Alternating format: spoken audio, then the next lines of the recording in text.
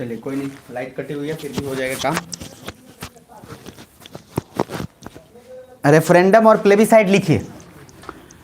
Referendum और plebiscite का एक टेबल बना लीजिए साइड में दोनों,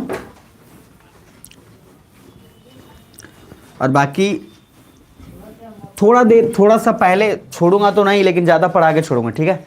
थोड़ा ध्यान रखिएगा खाली बस। अभी इसके बाद साउथ अमेरिका का फिजिकल कवर कर लेंगे, रुक के कवर करके चले जाइएगा। फिजिकल में बहुत सारे चीज़ आएंगे, देख के तब चले जाइएगा, नहीं भी आए तब भी एक बार देख लीजिएगा फिजिकल वाला पार्ट। सुन रहे हो? जल्दी कराएंगे, थोड़ा जल्दी, क्योंकि इधर डिस्टर्बेंस क्रिएट होगा, इसलिए डिस्टर्बेंस क्रिएट करने से पहले अपना काम निकाल के निकल जाएंगे। कल जो हमने डिस्कशन किया था टेबल एक बार बोल देता हूँ, एक बार रिकैप करके फिर आगे बढ़ते हैं। जोर से बोलो यस और नो। जान लगा के आओ, खा के आओ, सब कुछ करो। नहीं खा के आओ तो आप लोग खाना वाना थोड़ा खाया करो, ठीक है? कुछ बच्चे हैं जो खाना वाना नहीं खाते हैं, नहीं तो कुछ रखा करिए रेडीमेड, चना भूजा जो भी है रखा करिए। ट्रेन में देखते हैं ना चना वाला बेचता रहता है, जब आपको ट्रेन की टिकट नहीं मिले तो चना बस खरीद के चल जाइए, आराम से बेच भी लेंगे और जहाँ पहुँचना है वहाँ पहुँच भी जाएंगे। अरे बेस्ट आइडिया है, ऐसा नहीं है कि मैं पहला बार आपको बता रहा हूँ, बहुत सारे लोग ऐसे हैं, बहुत सारे बच्चे एग्ज़ाम ऐसे दिए हैं, टिकट नहीं मिला, भीड़ ऐसे ही था, चुपचाप बस क्या किया, कुछ नहीं, 50-60 रुपये वो चना वना ले लिया, मिक्सचर उक्सचर लेके मिला दिया जी, 5 रुपये में थोड़ा थोड़ा सबको, और आराम से टांग लिया था आगे। सर उसमें क्या है, बैठ जाता था, जहाँ टीटी है वहाँ पर चना चना शुरू कर दिया, ना टिकट का टेंशन ना कुछ ना कहीं, वो बैचलर लाइफ में हो जाता है, करते हैं सर, और उनका एग्ज़ाम निकल गया। तो इसीलिए शर्माइएगा नहीं, जब तक आप बैचलर हैं, अकेले हैं, ये इज्जत उज्जत का चक्कर में नहीं पड़ेगा। हमारा इज्जत है, घंटा इज्जत, अभी कुछ है नहीं, अब भी एकदम सर एकदम रहिए ऐसे, एकदम खुले आदमी पूरा, जैसे ज़रूरत हो वैसे। अभी मत सोचिए मेरे पास पैसे नहीं है, पापा के पास ये नहीं है, ऐसा कुछ नहीं सोचिए, सिंपल जैसे हो एकदम काम करते रहिए। कुछ लोग नहीं सोचते कि ट्रेन हम नीचे सोच के आएंगे, नहीं तो बहुत लोग बोलते हैं हम नीचे सो के आएंगे, हम फलना राम खिलावन के बेटा हैं, किसी के भी बेटे हो सर, एक दिन बाद आपको अपना औकात पता चल जाएगा। जब ज़रूरत हो, जैसे ज़रूरत हो वैसे ढल जाइए, याद रखिए। तो समझदार आदमी है, हर समय एक जैसा समय नहीं रहता है। बहरहाल टेबल क्या बोला था सुनिए, गवर्नमेंट सिस्टम था ना, 2 टाइप के थे, एक पॉलिटिकल बेसिस पे और एक क्या था, इकोनॉमिकल बेसिस पे। पॉलिटिकल बेसिस पे कितने हो गए टाइप, एक हो गया डेमोक्रेटिक, डेमोक्रेसी था ना, दूसरा अनार्की। डेमोक्रेसी में मैंने बोला था 2, एक बोला था डायरेक्ट डेमोक्रेसी, एक क्या बोला था, इनडायरेक्ट डेमोक्रेसी, ठीक है जी। अब इनडायरेक्ट डेमोक्रेसी में मैं आपको बताया था, डायरेक्ट डेमोक्रेसी में 4 बताया था, है ना, R²IP, रेफरेंडम, इनिशिएटिव, प्लेबिसाइट और रिकॉल। सुन रहे हो ध्यान से? और इनडायरेक्ट डेमोक्रेसी में 3 बताया था ना, क्या क्या था, प्रेसिडेंशियल, पार्लियामेंट्री और सेमी प्रेसिडेंशियल। क्लियर है? तो हम लोग इसको कवर कर चुके थे पूरा, अच्छे से बता दिया था मैंने कि रिपब्लिक कब होगा, उसके बाद मैंने मोनार्क कब होगा। अरे हाँ है ना, तो मैंने आपको ऑलरेडी बता दिया था कि रिपब्लिक कब होगा, मोनार्क कब होगा, ये सारा डिटेल आपको बता दिया गया था। अब आपको दिमाग में क्या रखना है, उस बात को थोड़ा समझ लीजिए। समझना यह है कि रिपब्लिक किसको बोल रहे थे, जहां का प्रेसिडेंट को चुनने के लिए इलेक्शन होता हो, चाहे डायरेक्ट इलेक्शन हो चाहे इनडायरेक्ट, लेकिन इलेक्शन होता हो, उसको बोलेंगे रिपब्लिक। तो हम इंडिया को क्या रिपब्लिक बोल सकते हैं, बोल सकते हैं। और ऐसा सर जहां पे प्रेसिडेंट होता तो हो लेकिन उसका चुनाव नहीं होता, उसको क्या बोलेंगे, मोनार्क। तो हमने एग्जांपल दिया था यूके, यूके जो है उसको पार्लियामेंट्री मोनार्क बोलते हैं। तो हमारा ये सेक्शंस पूरा यहां से ऐसे खत्म है। अभी ये वाला बाकी है इकोनॉमिकल, मेरी बात समझ में आ रही है? इसको मैं जब आपको प्रीएम्बल पढ़ाऊंगा तब वहां पे पूरा का पूरा डिटेल में पढ़ाऊंगा। अब यहाँ पे आते हैं R²IP वाले मामले में देखते हैं। तो इसमें मैंने आपको कल पढ़ाया था क्या, सबसे फर्स्ट एक बोला था रिकॉल और एक बोला था इनिशिएटिव। अरे यही दो, रिकॉल में क्या बोला था कि जब लोग बोले कि सर आप जो हैं अपना पोस्ट या पोजीशन रिजाइन कर दीजिए। सुन रहे हो क्या यार, जोर से तो बोले ऐसा नो। तो सर आपको बोला जाए, जैसे मैंने नाम लिया था MJ अकबर, MJ अकबर साहब जो हैं उन पे सर एक चार्ज लगा। किस बात का चार्ज लगा कि सर उन्होंने एक फीमेल के साथ गलत व्यवहार किया है। तो एक कैंपेन चला था जिसको बोलते हैं #MeToo। तो उस मीटू कैंपेन में बोला गया कि MJ अकबर ने हमारे साथ बदतमीजी करी थी। तो MJ अकबर को सारे पब्लिक ने डायरेक्टली बोल दिया वहीं पे क्या कि सर अपना पोस्ट और पोजीशन छोड़ दीजिए, बाकी ऐसा करिए। तो सर यहाँ गवर्नमेंट ने डायरेक्टली बोल दिया, पोजीशन खत्म। इसी तरीके से और भी स्कैम हुए थे, 2G स्कैम, बहुत सारे स्कैम्स हुए। और सर उसी तरीके से जब हम इनिशिएटिव की बात करते हैं तो हिंदी में क्या बोलते हैं इसको, पहल। और पहल का सिंपल एक मीनिंग है कि जब खुद पब्लिक एक पहल करे और गवर्नमेंट उसको मानने मतलब उसको मानना पड़ जाए तो उसको क्या बोलते हैं सर? इनिशिएटिव। फॉर एग्जाम्पल ध्यान से समझिएगा, इनिशिएटिव का सिंपल क्या मीनिंग है? एग्जाम्पल मैंने क्या दिया था आपको? अन्ना हजारे जी ने आंदोलन किया पूरा जबरदस्त। उस आंदोलन में कोई नया सीएम भी बन गया और आंदोलन में सर उन्होंने बोला था कि करप्शन जो बिल है, इंडिया अगेंस्ट करप्शन, उस बिल को लोकपाल बिल के नाम से जाना गया और उसको एक्सेप्ट करना पड़ा गवर्नमेंट को, तब जाके सर उनका आंदोलन टूटा। तो यहाँ पे हमने क्या किया? एक पहल जो जबरदस्ती हमने बोला और सरकार को मानना पड़ा। क्लियर है? अब फोर्थ, आप अपना टेबल बना लीजिए, एक तरफ लिख लीजिएगा यहाँ पे रेफरेंडम और एक तरफ लिख लीजिए प्लेबिसाइड। जल्दी से खटाखट, एक तरफ रेफरेंडम दूसरी तरफ प्लेबिसाइड, और इसको बहुत बढ़िया से समझेंगे।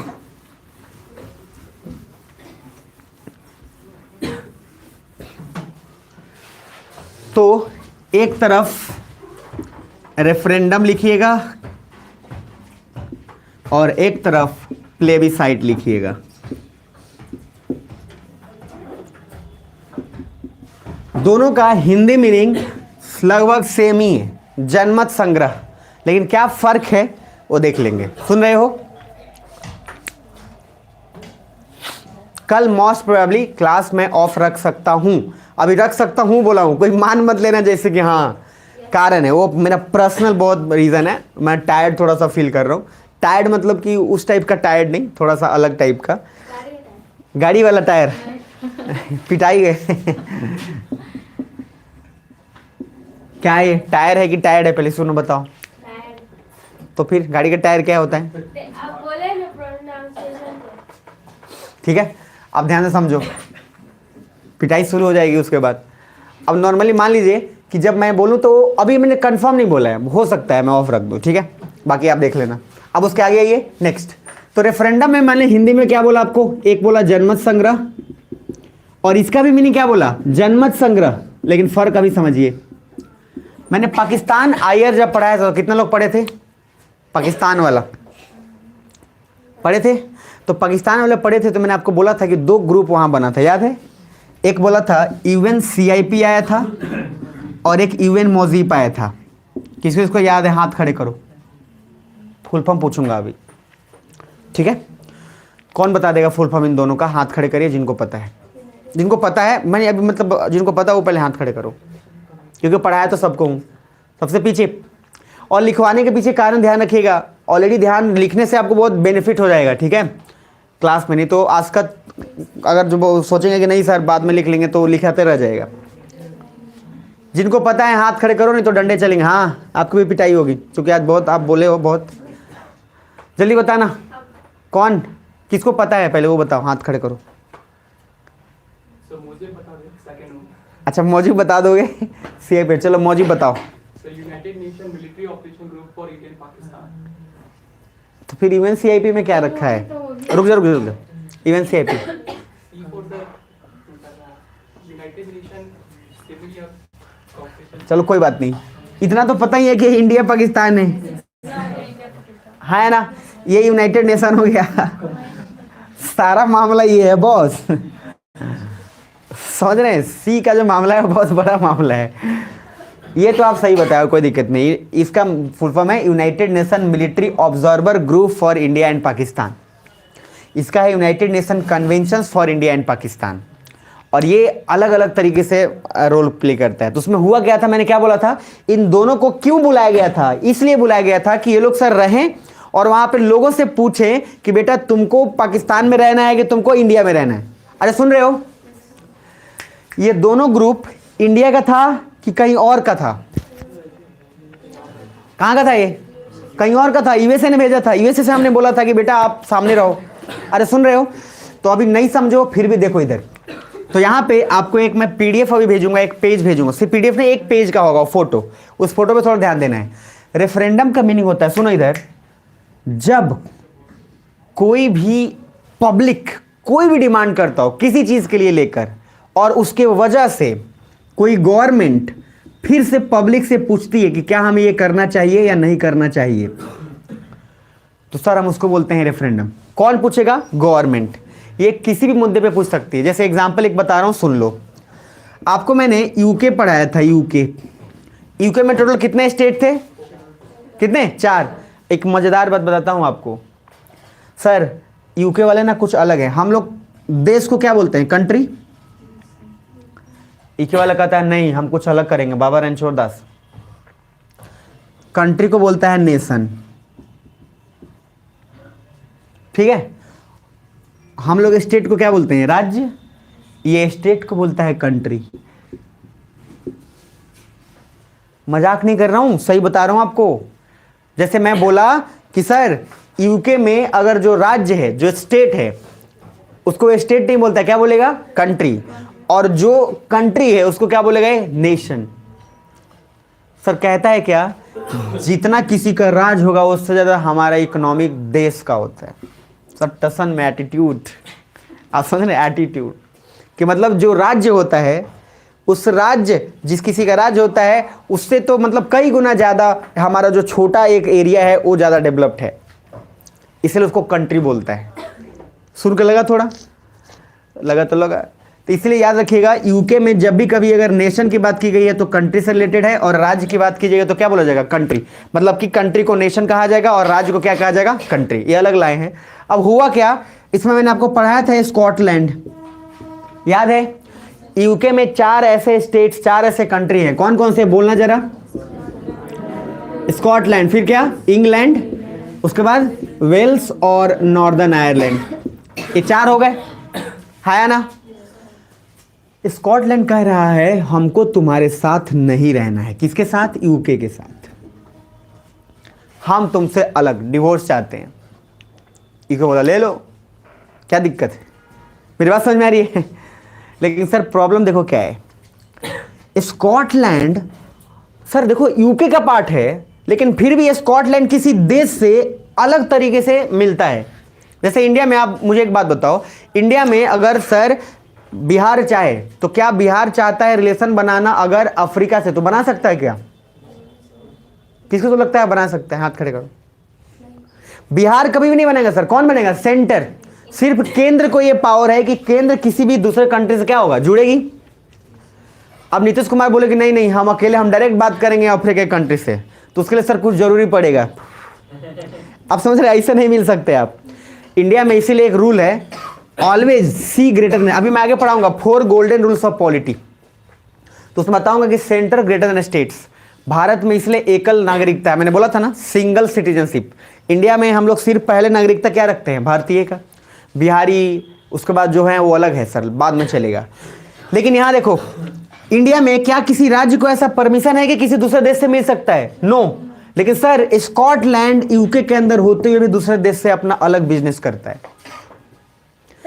मेरी बात समझ रहे हैं? अब हुआ क्या देखिए, स्कॉटलैंड ने जैसे ये काम किया, यूके ने बोला बेटा गलत कर दियो तुम। स्कॉटलैंड कह रहा है हम अपना अलग करेंसी चलाएंगे, अलग। तो बोला अच्छा, तो सर मान लो यूके में कौन सा चलता है? पाउंड। तो कह रहा है हम भी अलग चलाएंगे। तो पूछा कि कैसा अलग? बोला कि हमारा हरियर कलर का होगा। नाम क्या होगा? Scottish pound. नाम क्या होगा? हरियर होगा। तुम्हारा लाल है ना, हमारा हरा होगा। तो ये पूछा यूके वाला अब वैल्यू कितना होगा? तो बोला जितना तुम्हारा वैल्यू उतना ही हमारा वैल्यू होगा, बस खाली कलर चेंज होगा। लेकिन तुम्हारे वाला कलर तो बाइगोन नहीं होता। जब लड़ाई होता है, तो जब दो दोस्तों में आपस में लड़ाई होता है या भाई बहन में लड़ाई होता है, अगर इसको ऐसा मिल गया है तो बाइगोन कुछ भी हो जाए ये तो नहीं पहनेंगे। मेरी बात समझ में आ रही है? भाइयों में चलता है जरा। या कभी कोई नहीं बोलता है कि अरे तू ये पहन ले वाला, अब फलना के दामाद ये पहन ले बा। अब आपको ही लगता है क्या बेकारी पहन लिए? क्योंकि हर इंसान अपने आप को समझता है क्या कुछ अलग दिखे। अलग दिखने के चक्कर में कुछ ऐसा पहन के चल गया कि जोकर दिखने लगा। ज्यादा अलग के चक्कर में ना पड़े। याद रखिएगा, बिहार में कॉन्सेप्ट है, रियल है ये सर, जेन्युइन बात है। बिहार में लोग इस बात को अंदाजा लगाते हैं इधर कपड़ों से, कोई दिक्कत नहीं है। जैसे बोले ना कि हम जो हैं और एक लेबर है, अगर तो लेबर विथ ड्यू रिस्पेक्ट में बोल रहा हूँ, एक मजदूर भी अगर वो ऐसा ही कपड़ा पहने हुआ है तो एक आदमी जो कमाता है वो सोचेगा कि हम वो कपड़ा नहीं पहने जो एक मजदूर पहना हुआ है। और एक गांव में एक मेंटालिटी भी है। मेरी बात समझ में आ रही है? लेकिन सर सच बात तो ये है कि वो कॉन्टिन्यूअस मेहनत करता रहा। आजकल क्यों सर ज्यादा देखिएगा प्रॉब्लम हो रहा है? जनरल, ये पूछा हुआ है जनरल वाले कास्ट में और जो SC ST OBC हैं, क्यों इतना ज्यादा उसमें बहस छिड़ा हुआ है? कारण ये है, देखिए जनरल के जो लोग थे तो उनका सर पहले से वैसे ही ऐसबाजी वाला नेचर है, ठाट बाट साठ से रह लिए, मेहनत ज़्यादा की नहीं। ये लोग वैसे थे जो शुरू से प्रताड़ित थे, लेकिन मेहनत तो चल ही रहा था, क्योंकि इनके दिमाग में यही था कि सर हमारा सेवा करने के लिए इनका बना है, लेकिन लोग मेहनत तो फिर भी कर ही रहे थे ना। अब ये लोग मेहनत करते करते आगे बढ़ गए। अब देखिए जैसे आप बड़े कास्ट गांव में बता रहा हूँ, बड़े कास्ट गांव में क्या होता है, शहर में थोड़ा सा एक कम है, लेकिन बिहार में थोड़ा ज़्यादा है सर। मैंने महसूस किया है जब मैं यहाँ रहा हूँ तब, जब तक नहीं था तब तक सब ठीक लग रहा था हमको, रहने के बाद पता चला कि यहाँ बहुत सारी चीज़ें इधर। अब सर एक एससी स्टेज का कोई लड़का अगर एक बाइक खरीद के ला रहा है तो सबसे ज़्यादा किसको चुभेगा? मान लीजिए यहाँ जो इलीट क्लास है, जो हायर क्लास है सोसाइटी का, हमारा सामने ई ले लग, उसका सर गांव में ज़्यादा मेंटालिटी है। आज भी गांव में है कि सर आपको नीचे बैठना पड़ता है, बहुत सारी चीज़ें हैं, रूल्स प्रोटोकॉल। शहर में कोई दिक्कत नहीं है, वही आदमी शहर में आपको बड़ा इज्जत देगा, गांव में जाते तो कहेगा बैठवा कि ना बैठवा नीचे, ना तो अभी सिखा दें। अब सर ये जो कास्टिज्म है बहुत दिमाग में असर किया हुआ है। मेहनत करके बाइक ले लिए, लेकिन ये लोग क्या है, अभी भी मेहनत नहीं कर रहे हैं, फिर कल को एक कार ले लिया, अब और जलन। मेरी बात समझ में आ रही है? मरा जा रहा है अब ये। सर आपको इसमें कुछ नहीं करना है, आपके कपड़े या उसके चीज़ों से कभी भी नहीं होगा, आपको अपने आप को अपग्रेड करना होगा, आपको सच एक्सेप्ट करना होगा और खुद को मेहनत करना पड़ेगा। ये लोग कॉन्टिन्यूअस मेहनत करते करते कितनी पीढ़ियाँ आगे बढ़ी, तब जाकर अब जाके थोड़ा सा उनको उस मेहनत का फल मिल रहा है, अभी भी थोड़ा ही मिल रहा है। सर मैं बहुत फेवरेबल आदमी हूँ, मैं बता दूँ आपको, और खासकर ये नहीं आपको बोल सकता, लेकिन मैं इस बात में बहुत बिलीव करता हूँ कि रिजर्वेशन एकदम से हटना नहीं चाहिए, रिजर्वेशन भी बहुत सालों तक चलना चाहिए। और इसमें मेरी कोई अपनी राय नहीं है, इसके पीछे कुछ लॉजिक होना चाहिए, और एथिक्स आपको बताया हूँ कि लॉजिक के बिहाफ पे चलना चाहिए। ऐसे कुछ भी मेरे आपके मानने से कुछ नहीं होता है। सिंपल एक ही क्वेश्चन है, इनको सताया गया अगर 100 साल तक, तो मान लो 100 साल तक सताया गया, 100 साल गरीबी में रहे, तो कम से कम अब जो उनको मौका मिल रहा है तो कम से कम 100 साल तक उनको तो प्रेफरेंस तो मिलना ही चाहिए, एक नॉर्मल बात है। तो लोग जैसे 15 साल में बोल रहे हैं कि रिजर्वेशन हटा दीजिए, तो उनका अपना एक लॉजिक है।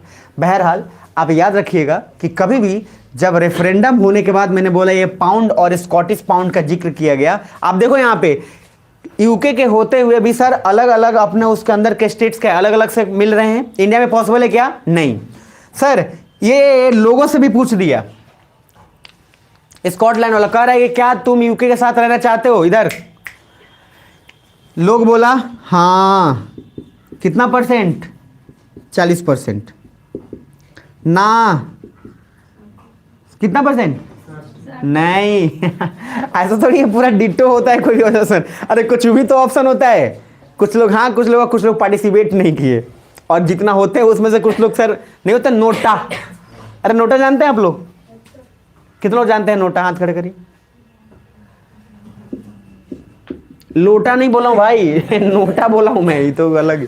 नोटा मतलब होता है नन ऑफ दी अबव, इनमें से कोई नहीं। तो वोट देने जाइएगा तो 4-5 ऑप्शन होता है, उस 4-5 में से आपको सर ये लिखा रहता है कि इनमें से कोई नहीं। ठीक है, मतलब आपको किसी को मनी नहीं है। अब बाहर जाते हैं कहते हमें क्या दिला, कहेगा नोटा मरले भाई नोटा समझ में आ रही है? कोई दिक्कत नहीं है। नोटा मतलब क्या? किसी को नहीं। तो हमको लगता है ये और बेनी पेनी का लोटा है ये सर जब आप वोट देने गए थे और किसी को देना ही नहीं था तो कम वक्त गए क्यों थे? नहीं जाते तब ऐसा ही नोटा हो जाता। अब जाके अगर नोटा मारो तो तुम तो बड़ा बेवकूफ़ कौन है? मेरी बात समझ में आ रही है? हद है मतलब। और ऊपर आके बाहर बोल भी रहा है जिस कैंडिडेट को बोल रहा है उसको समझा दे रहा है, कर इतना पैसा देने मुर्गा भात खेल नहीं, नोटा मार के हल बड़ा। अलग अलग लॉजिक है। तो नोटा का फुल फॉर्म क्या है? None of the above. Note करके कुछ चीज़ें बोल रहा हूँ उसको लिखो एक बार, फिर आगे बढ़ेंगे। इसको समझ तब समझाएंगे इसको। लिखो एक पॉइंट पहले।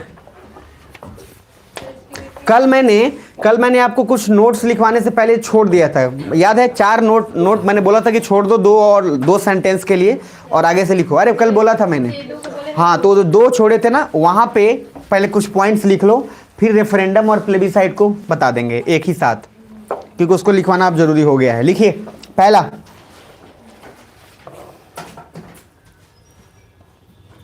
लिखिए पहला लिखवाया था क्या? All elected presidents are republic, ये लिखवा दिया था। दूसरा स्टेटमेंट में लिखवा रहा था कि प्रेसिडेंशियल डेमोक्रेसी, लिख लिए थे यहां तक। कॉन्संट्रेट लिखो, कॉन्संट्रेट लिख, हाँ उसी लाइन को कंप्लीट कर रहा हूं।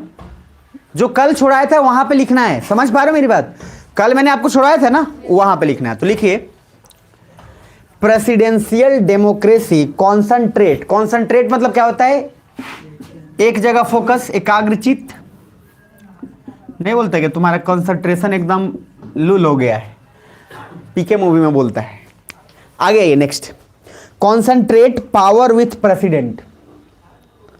Presidential democracy concentrate power with president. Next point लिखिएगा, democracy always requires an election. Democracy always requires an election. An election democracy में मतलब इलेक्शन होना ही चाहिए, ये कंपलसरी है। डेमोक्रेसी में इलेक्शन होना चाहिए, मतलब क्या बोला मैं? डेमोक्रेसी अगर है तो कैसे जज करेंगे? जब तक इलेक्शन नहीं हुआ है तब तक डेमोक्रेसी हमने, क्या सुन रहे हो? फिर से बोल दे रहा हूं, परेशान मत हो, आराम आराम से चलेंगे अपन, कोई हड़बड़ाहट नहीं है। मैं बोला हूं कि हम किसी भी देश को अगर डेमोक्रेसी बोलेंगे तो उसका पहला कारण है कि वहां पे इलेक्शन होना चाहिए। किसका इलेक्शन? मतलब आप अपने गवर्नमेंट को चुनने के लिए एक आम आदमी के पास उसका होना चाहिए हक, बात खत्म। मेरी बात समझ में आ रही है? यानी कि अगर पीएम को आप चुनना चाहते हैं तो आम आदमी के थ्रू ही चुन के बना होना चाहिए। पहले पॉइंट लिख लिए, नेक्स्ट आगे फोर्थ पॉइंट, इसमें एक और लाइन लिख लीजिए, हालांकि ये पता है फिर भी लिख लीजिए। ओनली पार्लियामेंट्री डेमोक्रेसी, लिखिए only, next point, only parliamentary democracy can B, only parliamentary democracy can B. लिख ले यहां तक, पक्का? ठीक है, आज नोट सबका चेक करूंगा मैं, पॉलिटी वाला। जिसका नोट्स नहीं होगा मैं कसम से बोल रहा हूं आज थप्पड़ मारूंगा, सीरियसली बोल रहा हूं। पहले लिखना, only parliamentary democracy can be republic और monarchy. Only parliamentary democracy can be republic और मोनार्की। लिख लिए? डन। आगे next, if president is equal to elected. Next point, इसी में नेक्स्ट पॉइंट, जगह बचा है कि नहीं बचा है? बचा है ना? ठीक है, हाँ लिखिए, हाँ रुक जाइए। If president is elected then parliamentary republic, if president is not elected then parliamentary monarchy. लिखवा चुका हूं आपको पहले भी, ये आपको पता है, बट फिर भी यहां पे बस कंफर्म कर रहा हूं। इफ प्रेसिडेंट इज इलेक्टेड, जब प्रेसिडेंट का चुनाव होगा तो उसको क्या बोलेंगे? पार्लियामेंट्री रिपब्लिक, और प्रेसिडेंट का चुनाव नहीं होगा तो पार्लियामेंट्री मोनार्क। क्या क्या क्या? सुनो, ऐसे लिखो, ये ऑलरेडी आपको पता है, स्टेटमेंट समझ में खाली नहीं आया होगा आप लोगों को। देखो मैंने बोला है कि इफ पार्लियामेंट्री,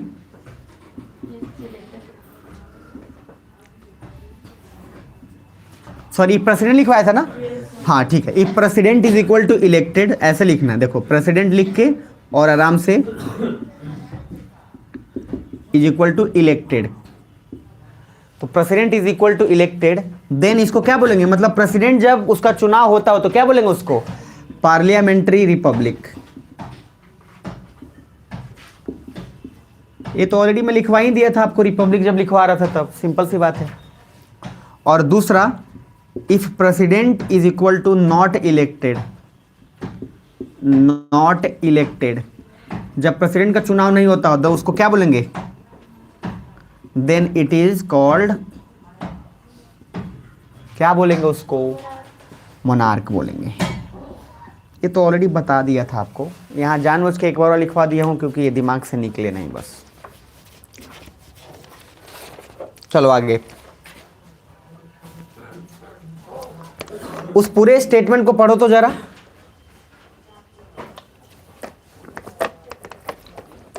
चार या पांच जो अभी सेंटेंस लिखवाया हूं, इनको पढ़ के देखो तो उसका मीनिंग कुछ समझ आ रहा है क्या, कि मैंने सही लिखवा दिया है कि गलत लिखवा दिया है? देखो तो।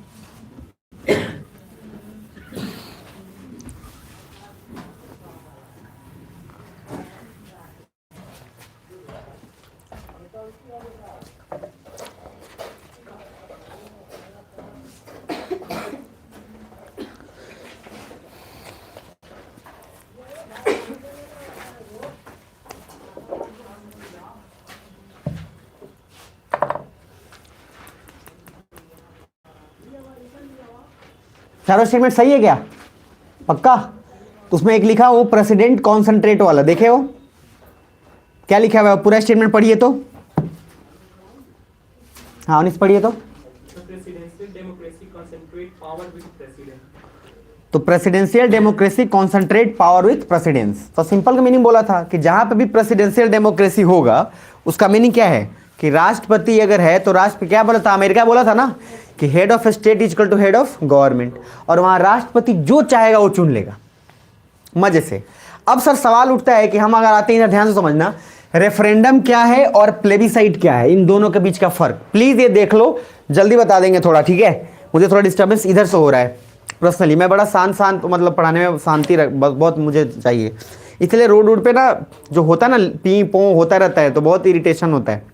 यहाँ पे एक फ़ायदा एटलीस्ट ये है कि उधर से कुछ मतलब नहीं है, इधर लगता है कि हाँ अपना अलग कोने जोन में, कुछ खबर ही नहीं है दुनिया की, समझ रहे हो? ये प्लस पॉइंट है मेरे लिए, मैं बता रहा हूँ, नहीं तो मुझे पढ़ाने समय शांति चाहिए, बहुत बहुत शांति जितना हो सके। इधर देख लीजिए, जनमत संग्रह का मीनिंग है कि सर जब गवर्नमेंट किसी से पूछती है, किससे पूछेगी? पब्लिक से। पब्लिक से क्या पूछती है कि सर क्या आप चाहते हैं कि मैं ये काम करूं, और उस पर अगर वोटिंग बहुमत ज्यादा हो गया तो गवर्नमेंट उस काम को करेगी। तो यहां पे भी तो डायरेक्ट ही है रिलेशन, गवर्नमेंट यहां किसी भी चीज पे पूछ सकती है, किसी भी चीज पे। तो पहला ऐसे टेबल बना के पहला लिखो, ए वाला लाइन लिखना, मैं आपको क्वेश्चन के फॉर्मेट में जानबूझ के लिखवा दे रहा हूं ताकि आप लोगों को दिक्कत नहीं हो। मैं बोला आप लोगों को बहुत मानता हूं इसलिए मैं आप लोग को बहुत अच्छे से लिखा रहा हूं, देख लो, लिख लो। हु कॉन्डक्ट्स मतलब कौन करता है, पहली बात रेफरेंडम, हिंदी में लिख लेना कि कौन करेगा, हु कंडक्ट्स।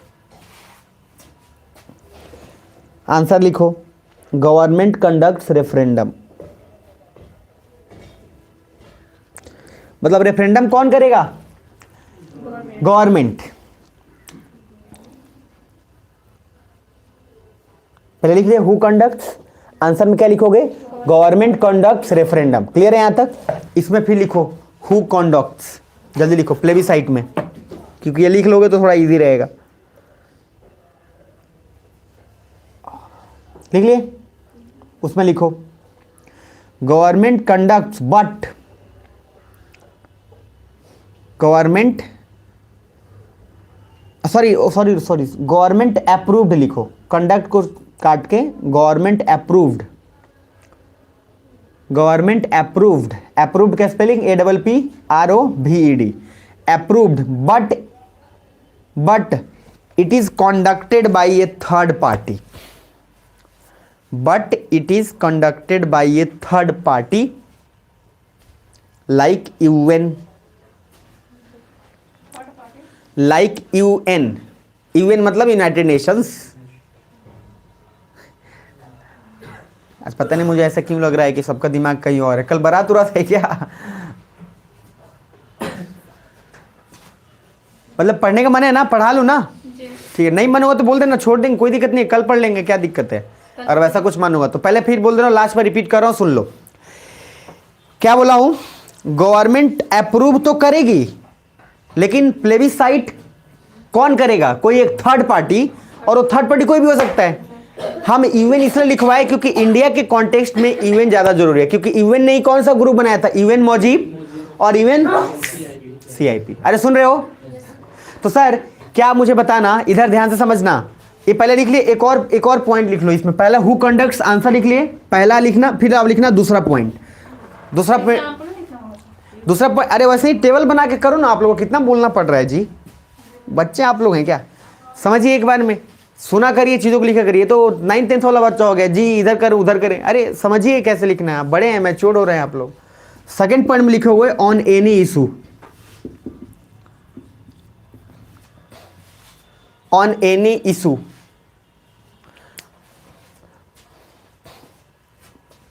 इधर लिखो,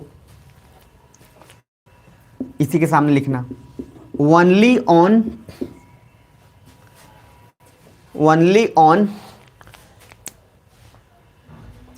एस डी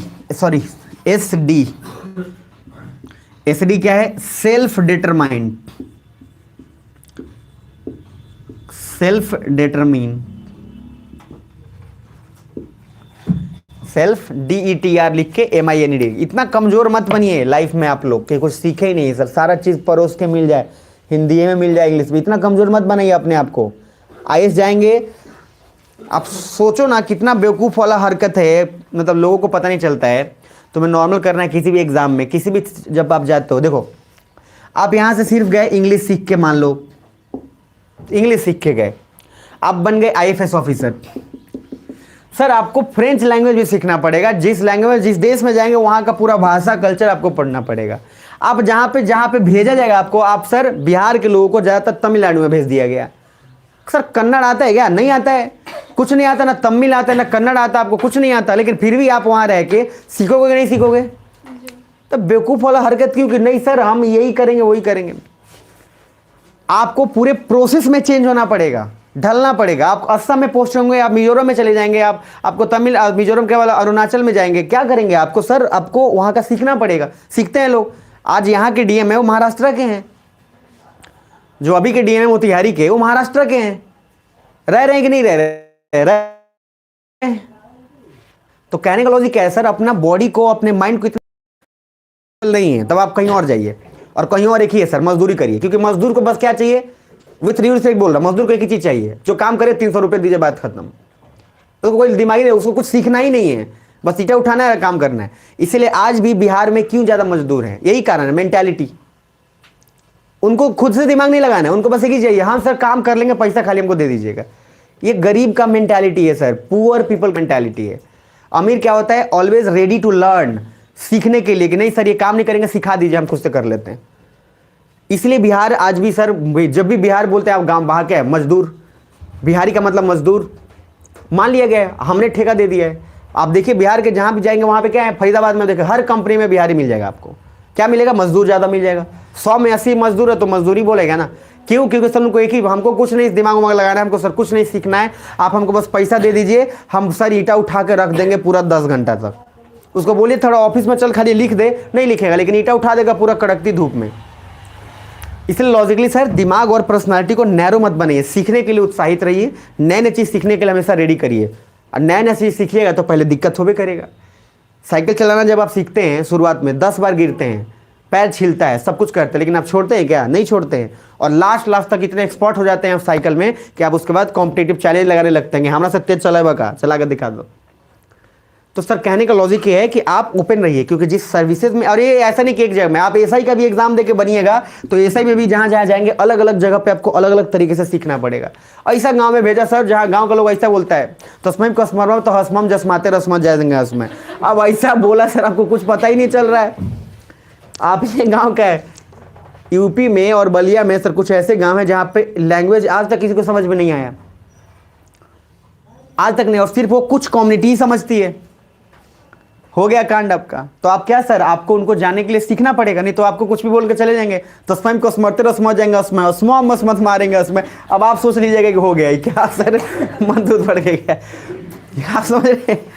इसीलिए प्लीज आप ध्यान रखिएगा कि सर प्लीज नैरो माइंडेड नहीं रहिए, ओपन रहिए हमेशा सीखने के लिए। अगर ऐसा पर्सनालिटी रखिएगा लाइफ में आगे बढ़ जाइएगा। नहीं तो सिर्फ यही सोच लीजिए, कुछ लोग सोच लेते हैं हमको यही खाली हिंदी है पढ़ना है, हमको खाली सर बस उर्दू पढ़ना है, हो गया आपका काम तमाम है। क्योंकि आगे बहुत चैलेंजेस आएंगे। आपको लगता है IAS बन गया सब ठीक हो जाएगा, अरे वहीं से लड़ाई शुरू होता है, समझ रहे? IAS से जाके पूछेगा किसी IAS ऑफिसर से, ठीक बाड़ा कहेगा BP का दवाई खाता नहीं फ्री हो। यहाँ का DM का नाम क्या है बताइए? सिरसत कपिल। दूर दूर से कहीं लग रहा है सर, महाराष्ट्र के पार्टी हैं, पूरा महाराष्ट्र, और उसमें उनका पेपर, उनका इतिहास जाके देखिएगा, उनको जिस समय क्वालिफाई किए थे, जब उनका सर ऑप्शनल, जहाँ तक मैंने वो नॉर्मल देखा है कि सर वो मराठी लैंग्वेज में उन्होंने पेपर दिया है, और आके यहाँ पे ठेठ भोजपुरी वाले एरिया में है, समझ रहे हैं सर? तो प्लीज़ सीखिएगा चीज़ों को। आज आप यहाँ सोच रहे हैं कि ये नहीं मिलेगा ऑप्शन, और उस समय सर आपके पास इतना भी ऑप्शन नहीं है कि आप छोड़ पाइएगा, छोड़ के कुछ ही करिएगा, हर जगह जाइएगा, हर जगह नया चीज़ सीखना पड़ेगा। इसीलिए अभी बहुत ज़्यादा करप्शन के लिए क्या किया, अब नया नया डिजिटल आया। अब देखिएगा आप TT को, तो TT भी सर टैबलेट से चेक करता है। अब आप नोटिस अगर ध्यान से देखिएगा तो अब TT पर्चा लेकर नहीं चलता है, जब नया नया डिजिटल आया तो क्या बूढ़े लोग बोल रहे हैं हम लोग लैपटॉप पे कंप्यूटर पे काम करेंगे। आज कर रहे हैं कि नहीं कर रहे हैं? आप कर रहे हैं, समझ रहे सर। इसीलिए आपको बोलना है कि आप सर नया चीज़ आए तो इंटरेस्टिंग है। हाँ बिल्कुल बोरियत होगा, शुरुआत में बिल्कुल लगेगा अरे कितना टफ है, लेकिन जैसे ही आप सीख लोगे तो उसके बाद सर मज़ा आ जाएगा। नया नया जब गाड़ी भाई चलाता है ना तो उसको नहीं बोलेंगे शुरुआत में, जब थोड़ा सीख लेगा चला लेगा तो सर उस सब किसी को घुमाएगा, चलो ना भैया घुमा के ले होता नहीं, सीख लेगा। लेकिन सीखने से पहले तक इंटरेस्टिंग बात उसको कोई नहीं सिखाना चाहता है, फैमिली में उसको कोई नहीं सिखाएगा। लेकिन जैसे ही वो गाड़ी चलाना सीख गया सब बोलेगा तनी नून ले लिया वो तनी सर वो परेशान हो जाएगा, वो बात को कहे बेकार है सीखनी हम गाड़ी लेकिन पहले सिखाएगा कोई नहीं उसको। क्या गलत बोल रहे हैं सर? यही होता है। और जब आप गाड़ी चलाना सीख जाएगा तो कभी कहेगा कभी उनको बुला के लाओ कभी इनको बुला के लाओ। तो काइंडली एकदम अपने आप को रिलैक्स रहना है। टाइम लगता है जी, टाइम लगता है, हड़बड़ा नहीं। कहाँ जाना है आपको?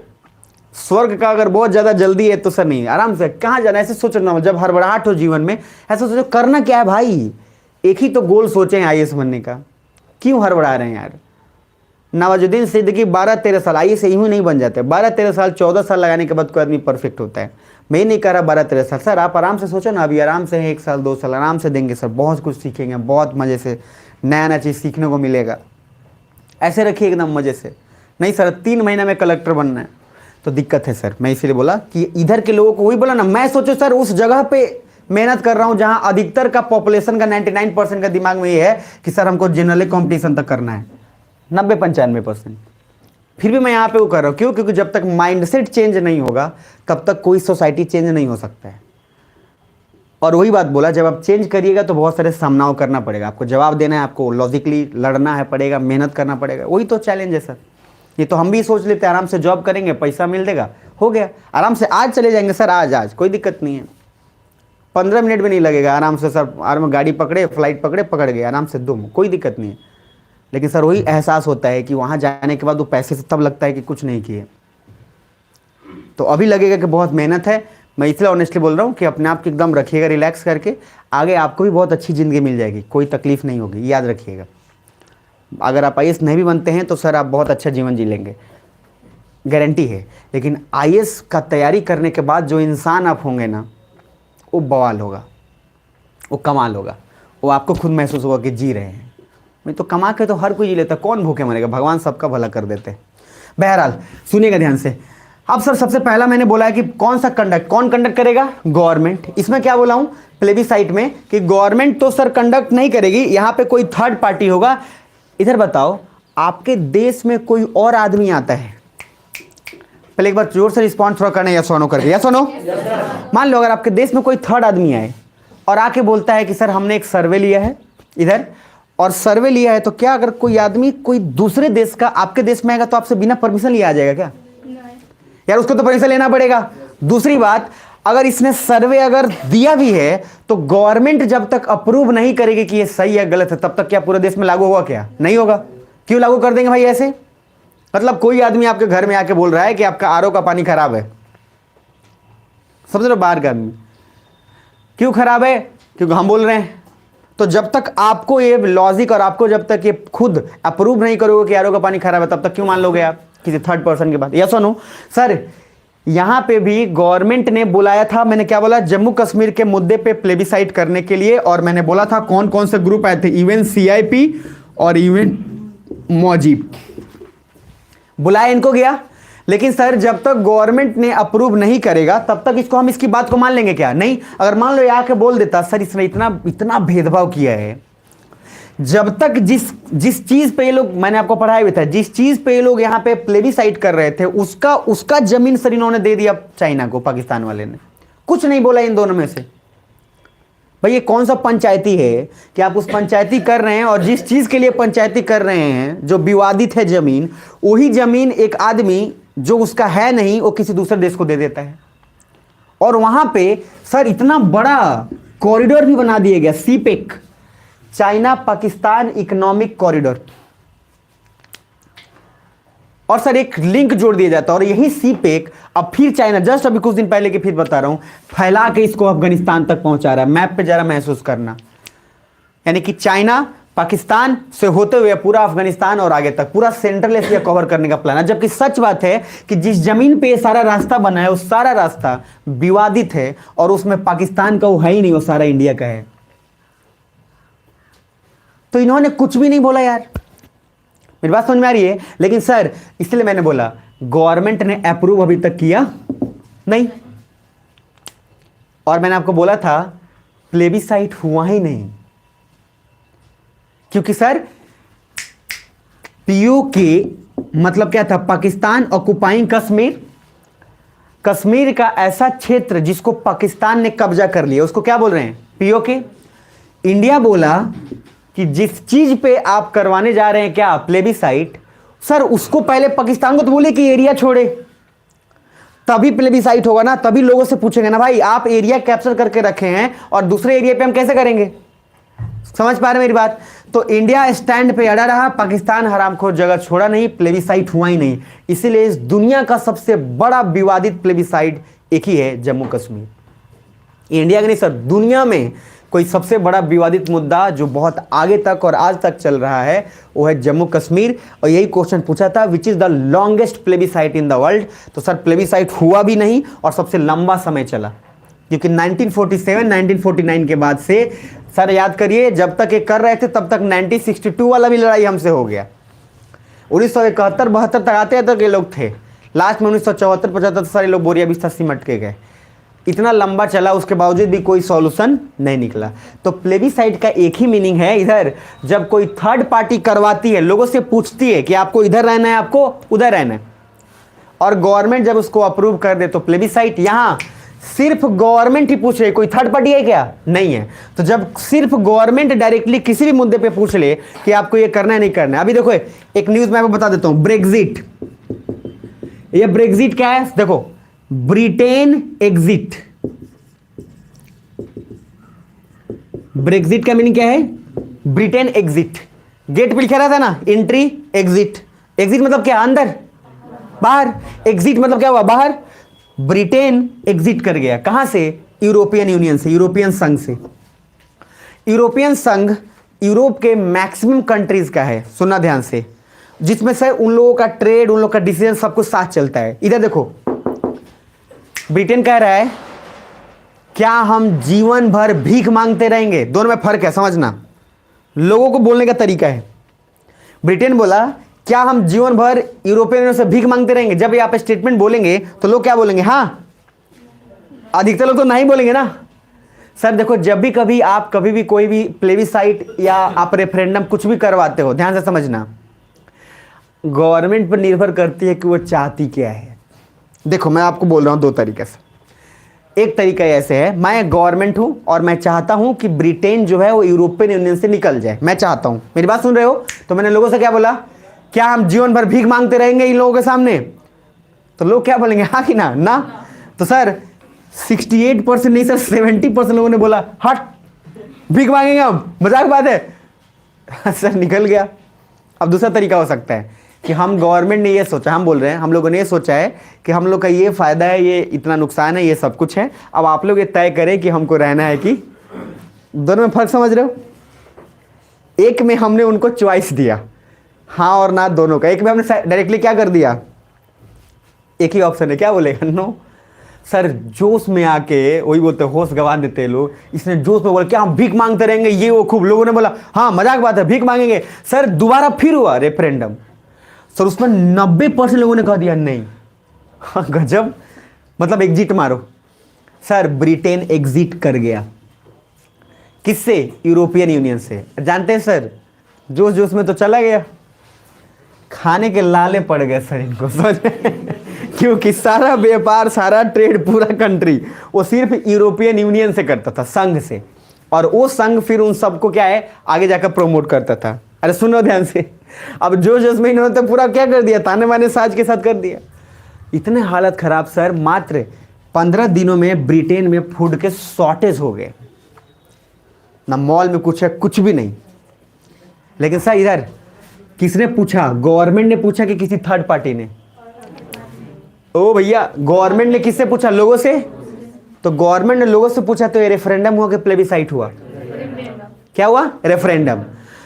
रेफरेंडम का सिंपल मीनिंग है कि जब सरकार किसी भी चीज के सहमति के लिए लोगों से पूछे, किसी भी चीज के लिए, तो उसको बोलेंगे रेफरेंडम। और जब कोई सरकार चाहती है कि यहां पे जनमत संग्रह हो लेकिन किसी दूसरे के थ्रू हो और उसके बाद गवर्नमेंट डिसीजन लेगी कि सर इस चीज को अप्रूवल देना है कि नहीं देना है, तो उसको क्या बोलेंगे? प्लेबिसाइट। इसीलिए थर्ड पार्टी का रोल कहां पे? प्लेबिसाइट में कि रेफरेंडम में? लेकिन सर रेफरेंडम में किसी भी थर्ड पार्टी की जरूरत नहीं है। पहले यहां तक क्लियर है सभी को? पक्का? अब एक पॉइंट और, तब इसमें क्या करो सुन लो, इसमें लिखो थर्ड पॉइंट। पहले 2 पॉइंट लिख लियो ना। इसमें मैंने बोला ऑन एनी इशू, उसमें क्या बोला था? ध्यान से लिखना, only on self determination. Only on self determination मतलब क्या? जब आप इस देश में रहना है कि नहीं रहना उसके अकॉर्डिंग। सेल्फ डिटरमाइंड मतलब क्या होता है? खुद से हमको सोचना, इधर खुद से सोचना है कि हम इंडिया में रहना चाहते हैं कि बांग्लादेश में रहना चाहते हैं। सुनो ध्यान से, अब ध्यान से एक बार देख लो।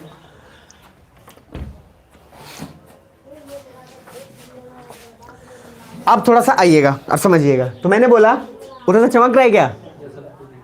अच्छा अब देखना ध्यान से। प्लेबिसाइट में सबसे फर्स्ट एक और पॉइंट लिखो, आप मुझे बताना जरा।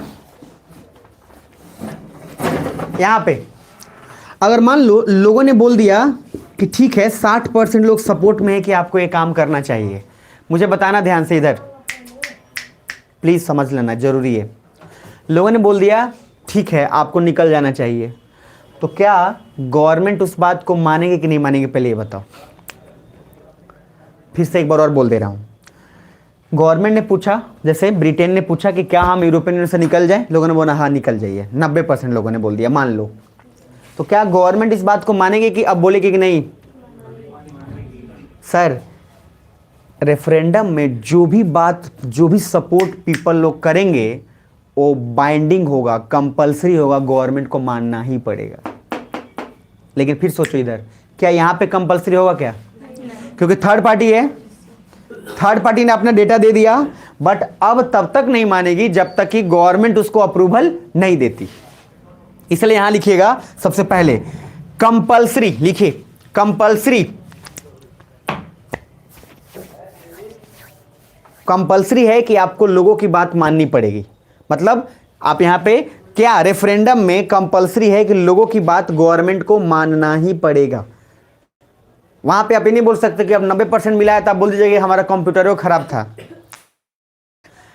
सर ये नहीं बोल दीजिएगा आप कि हमारा ईवीएम जो है वोटिंग नहीं। इधर देख लो मैंने क्या बोला, एक कंपलसरी है। कंपलसरी समझते हैं? कंपलसरी पेपर बोलते रहते हैं, रटते रहते हैं, लेकिन उस बहुत लोग को, बहुत बच्चों को मीनिंग नहीं पता रहता है। मैं सच्ची बता रहा हूं आपको, ठीक है? तो कंपलसरी का सिंपल मीनिंग क्या है कि सर आपको देना ही है, मन हो चाहे नहीं हो।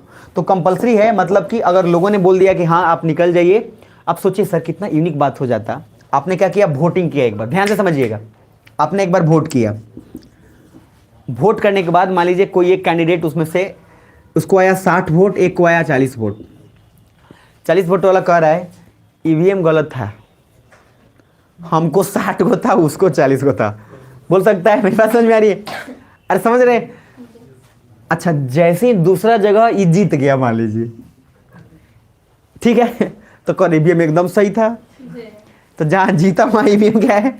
सही, और जहां हार गया वहां क्या ईवीएम हो गया? गलत। इधर अब यहां पे एग्जैक्ट क्या हुआ सर कि लोगों को 60% सपोर्ट दिया। गवर्नमेंट अगर सोचो ऐसा बोल दे कि आप लोग जो वोट किए हैं वो एक्चुअली थोड़ा सॉफ्टवेयर में प्रॉब्लम था, आप लोग जो 90% दिखाया है हाँ में, वो नहीं था, वो ना में था, 10% हाँ में था। इसीलिए अब हम लोग एक चल रहे हैं कि हम लोग अब नहीं निकलेंगे यूरोपियन यूनियन से। अब समझ रहे हैं इसका कितना बड़ा प्रभाव पड़ेगा? इसीलिए सर यहां पे जो बात पब्लिक बोल दी उसको आपको मानना पड़ेगा, बाय हुक बाय क्रूक, जैसे भी करो मानना पड़ेगा। क्लियर है यहां तक? लेकिन सर यहां पे कोई बाइंडिंग नहीं हुआ, तो हम इसको इंग्लिश में भी ऐसे भी लिख सकते हैं कि बाइंडिंग है। बाइंडिंग मतलब क्या होता है? मानना ही पड़ेगा। यहां पे होता है सर मे और मे नॉट। यहां सरकार को मन किया तो मानेगी, नहीं तो नहीं मानेगी। सरकार पे है पूरी तरह से। आप रिपोर्ट सौंप दिए कि ऐसा करना चाहिए, हमने लोगों से पूछा है, लेकिन सरकार के ऊपर है। मतलब इधर देखो, समझो। ब्रेक्जिट का मीनिंग समझ में आया कुछ? अब एक क्वेश्चन पूछने वाला हूं, बता देना उसके बाद। ब्रेक्जिट का मीनिंग क्या है? ब्रिटेन एग्जिट, ये बहुत आएगा न्यूज़ में, बार बार आते रहेगा, ब्रेक्जिट ब्रेक्जिट क्या है। इधर देखिए, मैं आपसे एक क्वेश्चन पूछ रहा हूँ, आप बताना काइंडली करके, और ध्यान से बताना प्लीज़, गलत मत करना, ठीक है, गलत कतई मत करना। सिक्किम जानते हैं आप, है ना, मतलब ऑस्ट्रेलिया में है। चलो ठीक है, नहीं मतलब पूछ लिया हूँ, कहीं किसी को लग गए कहीं तो पूछ लिया हूँ।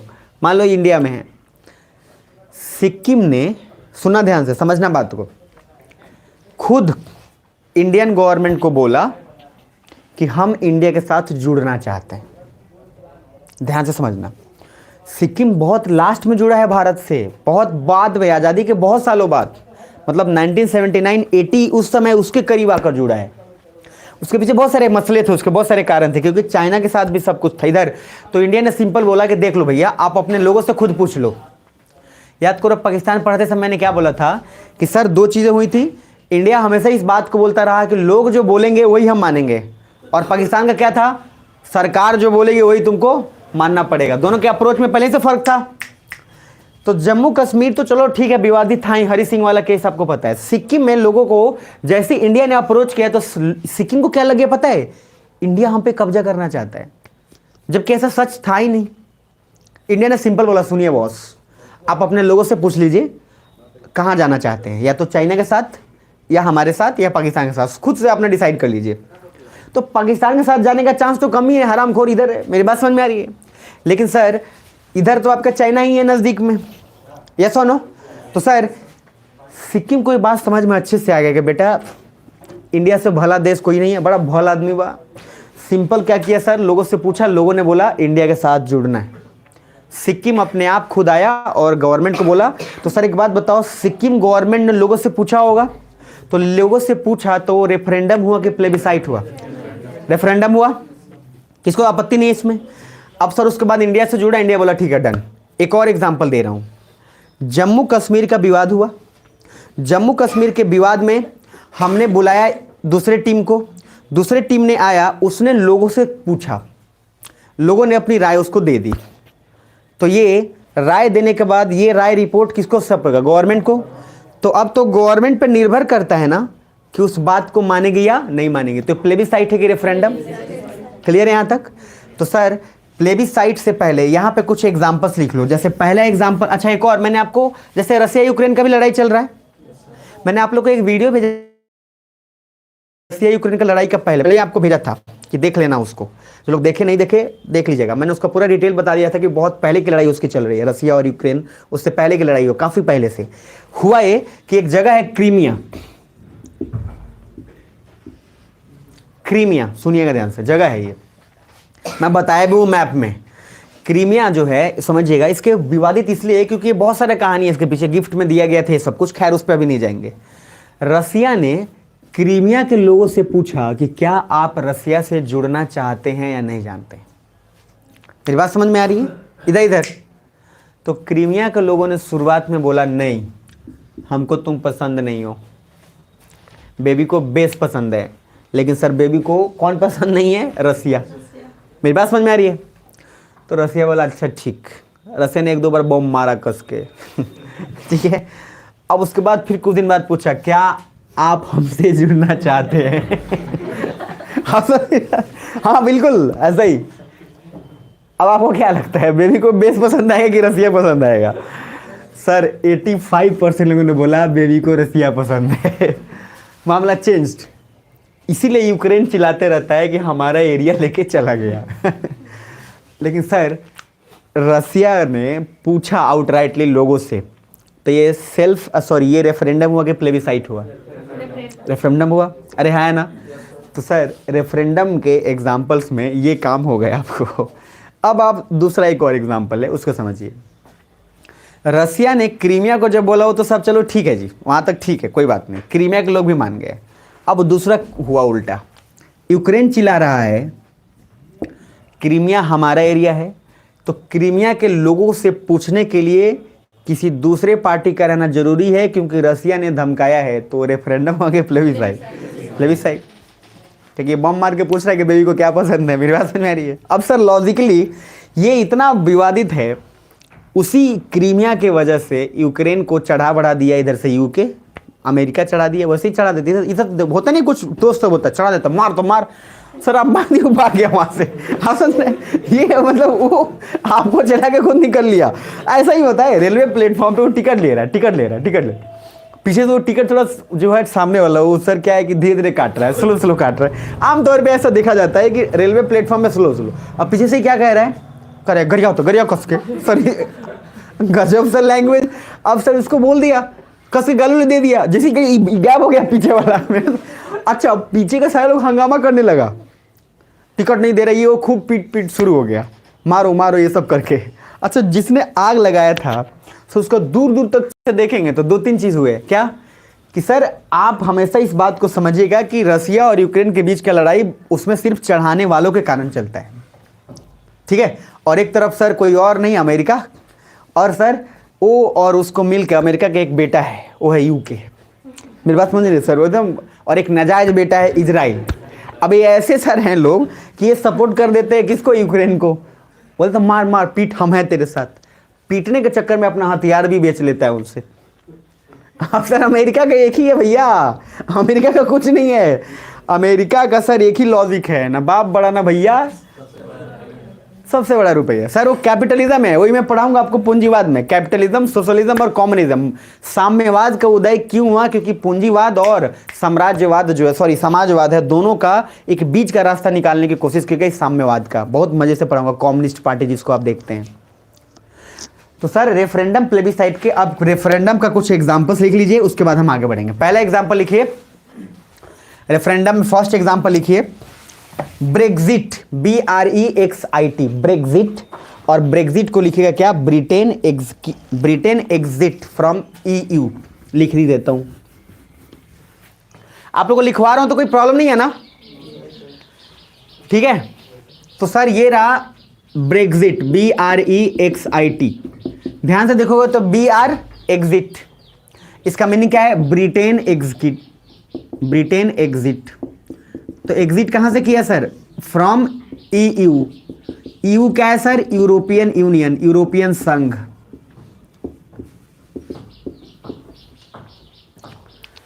तो सर ये लोगों से पूछ के अलग हुआ, तो ये हुआ आपका रेफरेंडम का एग्जाम्पल। अब मैंने आपको एक वर्ड आपको बार बार मिलेगा, RTSD। RTSD मतलब होता है राइट टू सेल्फ डिटरमाइन। आपके पास अधिकार है कि आप खुद डिसाइड कर सकते हैं कि आपको कहां रहना है, राइट टू सेल्फ डिटरमाइन। बहुत लोग इसको सेल्फ डिटरमिन भी बोलते हैं, उससे कोई दिक्कत नहीं है, प्रोनाउंसिएशन से ज़्यादा भाव समझ में आना चाहिए। राइट टू सेल्फ डिटरमिन, ठीक है जी। तो राइट टू सेल्फ डिटरमिन का मीनिंग क्या है कि सर आप खुद से स्वयं अपने दिमाग से, बुद्धि से डिसाइड करिए कि आपको कहाँ रहना है, कहाँ नहीं रहना है। जब आपको पढ़ाऊंगा ना, क्या बोलता हूँ, अभी पॉलिटी, अभी प्रीएम्बल के बाद पढ़ाऊंगा नागरिकता, वहाँ मजा आएगा आपको, ये सारा वर्ड यूज होगा वहाँ पे, वहाँ रिवीजन नहीं करके आइएगा तो मजा आएगा। चलिए दूसरा एग्जाम्पल लिखिए, स्कॉटलैंड में RTSD करवाया गया, इसी का रेफरेंडम का ही दूसरा एग्जाम्पल, स्कॉटलैंड में RTSD करवाया गया। RTSD आप पता है क्या है, RTSD का सिंपल मीनिंग है कि वहां के लोगों ने खुद डिसाइड किया कि हमको यूके के साथ रहना है कि नहीं रहना है। तो स्कॉटलैंड में RTSD करवाया गया कि सभी को यूके में रहना है या अलग रहना है, पूरा लिखते जाओ। स्कॉटलैंड में RTSD करवाया गया कि सभी को यूके में रहना है कि अलग रहना है।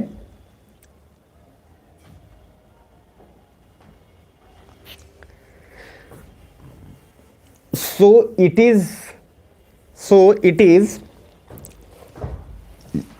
is a referendum on RTSD. So it is a referendum on RTSD.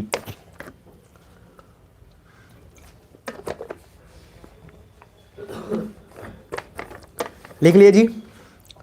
तीसरा एग्जाम्पल लिखिए, so it is a referendum on RTSD।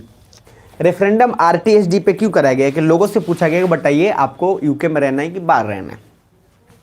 Government ने पूछा, लोगों ने बोल दिया, उसके बाद सब चीज़ें बदल गई। अब आ गए नेक्स्ट, इसी का तीसरा एग्जाम्पल लिख लीजिए, तीसरा या चौथा जो भी हो। सिक्किम, सिक्किम, ठीक है। सिक्किम, सिक्किम, सिक्किम के लोगों ने खुद बोला कि वो इंडिया से जुड़ना चाहते हैं। लिख लो ये इस बात को। सिक्किम के लोगों ने खुद बोला कि वो इंडिया से जुड़ना चाहते हैं।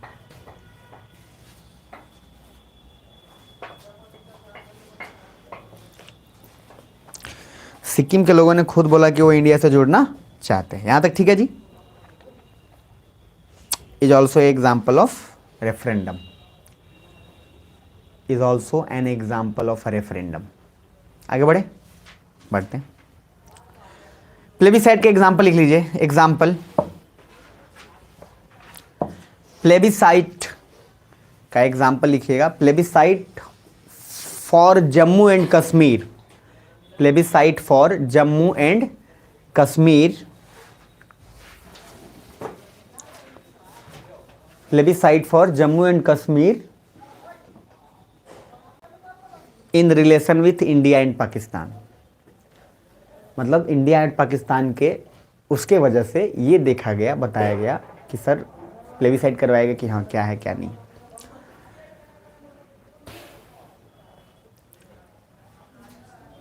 इन relation with India and Pakistan, मतलब plebiscite on Jammu and Kashmir, और जम्मू कश्मीर जो लिखे उसको ब्रैकेट में लिख देना पीओके भी, दोनों भी लिख देना। जम्मू कश्मीर पे पूरा था ही, बट स्पेशली पीओके भी लिख लेना, थोड़ा सा कहानी।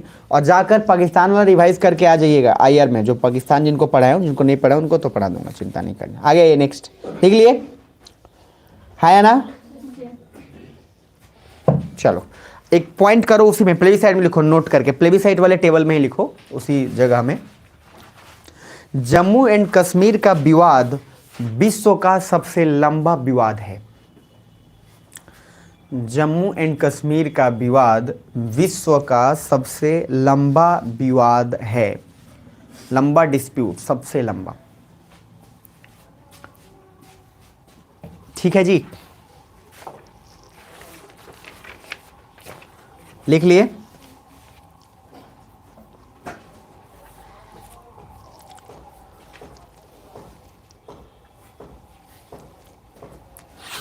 इंटरेस्टिंग, एक और इंटरेस्टिंग बात देखो क्या है, ये आप कहानी की तरह बस लिख लेना है, जरूरी तो नहीं है। स्कॉटलैंड की अपनी करेंसी है साहब, अपनी करेंसी है। स्कॉटलैंड का अपना पार्लियामेंट भी है, जबकि है किसका पार्ट हो, यूके का। फिर भी उसका अपना अलग है। सर मैंने क्या बोला, करेंसी, बस क्या बोला, करेंसी क्या है, स्कॉटिश पाउंड। अब वैल्यू कितना है, उतना ही वैल्यू है जितना सर यूके का पाउंड का वैल्यू है। बस क्या बोला, तुम्हारा लाल है, हमारा हरियर रहेगा, बाकी कोई चेंज नहीं है। तो सर ये बस ड्रामा है और कुछ नहीं। क्योंकि ड्रामा इसलिए है क्योंकि जैसे ही लोगों से पूछा कि हमको यूके से अलग होना है, तो शुरुआत में बस परसेंटेज में थोड़ा सा कम रह गया, बाकी मामला दो बार ट्राई मार दिया रेफरेंडम का। स्कॉटलैंड ने दो बार रेफरेंडम के लिए ट्राई मारा अपने लोगों से। समझ में आया मेरी बात। तो वहां पे वो बेचारा चाहता है हम अलग हो। अच्छा एक बात बताओ, इंडिया में क्या ऐसा पॉसिबल है कि एक राज्य इंडिया से अलग होना चाहे, उसके लिए वो रेफरेंडम करा पाए? कभी नहीं। और मैं आपको ऑलरेडी 4 पॉइंट पढ़ाया था, उसमें बोला हूं इनवॉलेंटरी फेडरलिज्म का लॉ ही बोलेगा बेटा औकात में रहो। तुम्हारे में औकात ही नहीं है कि तुम डिमांड करोगे कि हमको देश से क्या होना है, अलग। मेरी बात समझ में आ रही है। तो सर इंडिया में पॉसिबल नहीं है। और याद रखिए, एक नोट करके पॉइंट एक लिख लीजिए, इंडिया, एक नोट करके एक लास्ट पॉइंट लिख लीजिए, India is the only modern democratic country, India is the only modern democratic country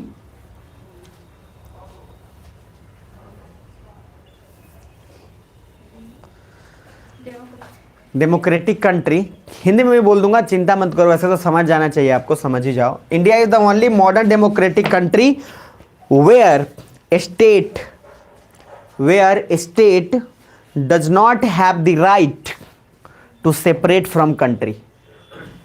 Bharat मात्र एक ऐसा आधुनिक देश, आधुनिक लोकतांत्रिक देश है जहां किसी राज्य के पास इतनी शक्ति नहीं है कि वो भारत से अलग हो जाए।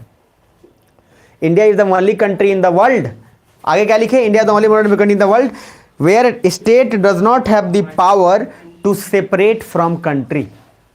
टू सेपरेट फ्रॉम कंट्री, वो अपने देश से अलग नहीं हो सकता। हिंदी में बस एक ही बात बोल दिया, इंडिया एक ऐसा देश है जिसमें राज्य को ये औकात नहीं है कि वो देश से अलग हो जाए।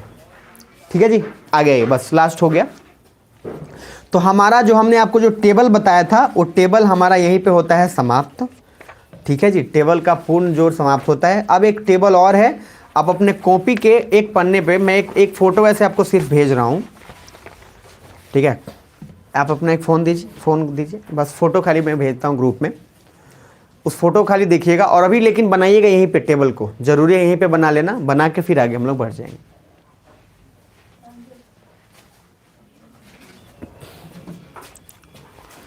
कहाँ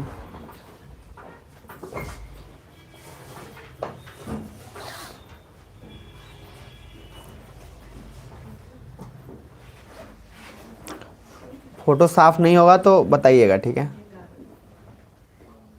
किसको नींद आ रही है?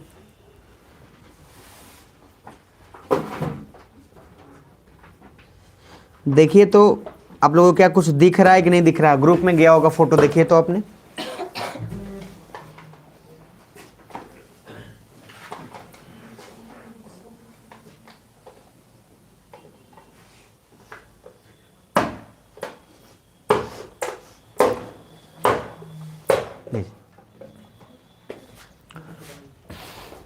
गया क्या? कुछ दिख रहा है? थोड़ा बहुत दिख रहा होगा। फोन में हमारी वो रिकॉर्डिंग हो रहा है इसलिए थोड़ा सा।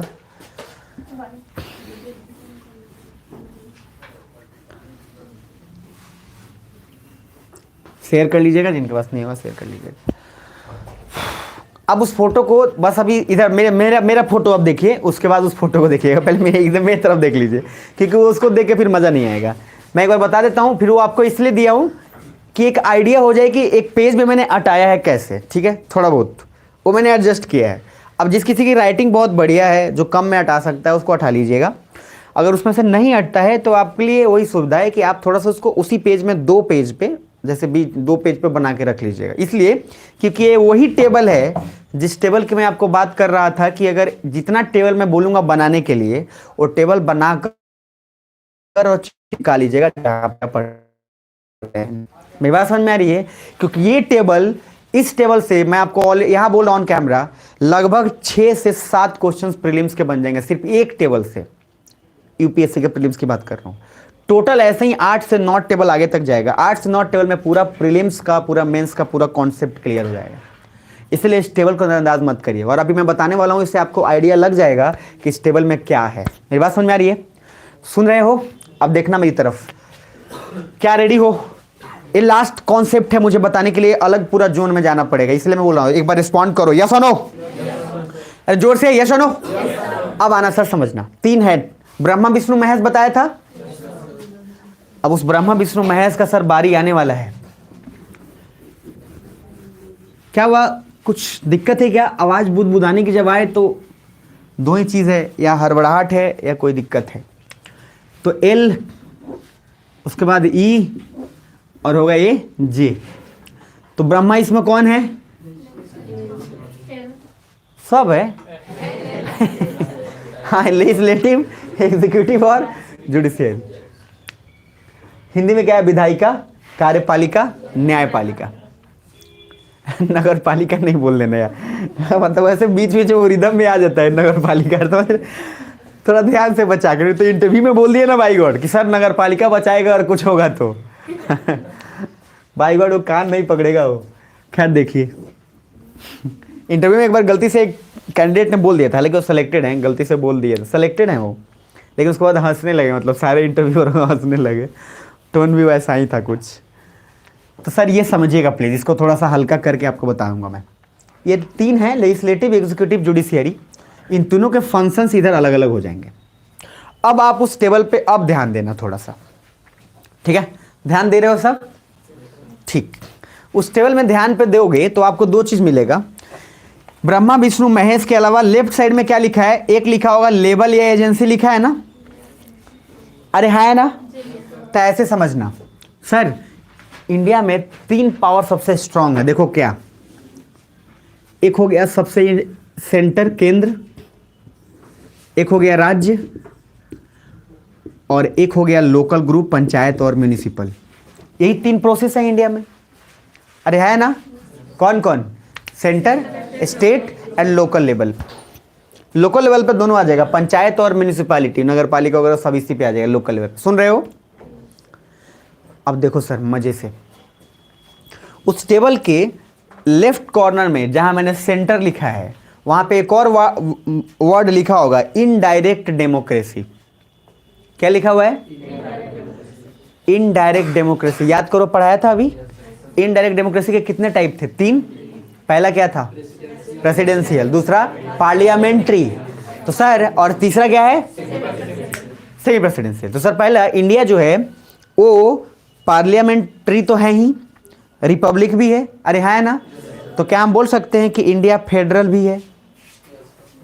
अरे बोल तो देंगे, क्योंकि फेडरल विथ यूनिटरी बायस, जहां पे फेडरल तो है लेकिन सेंटर क्या है? ग्रेटर देन स्टेट्स है।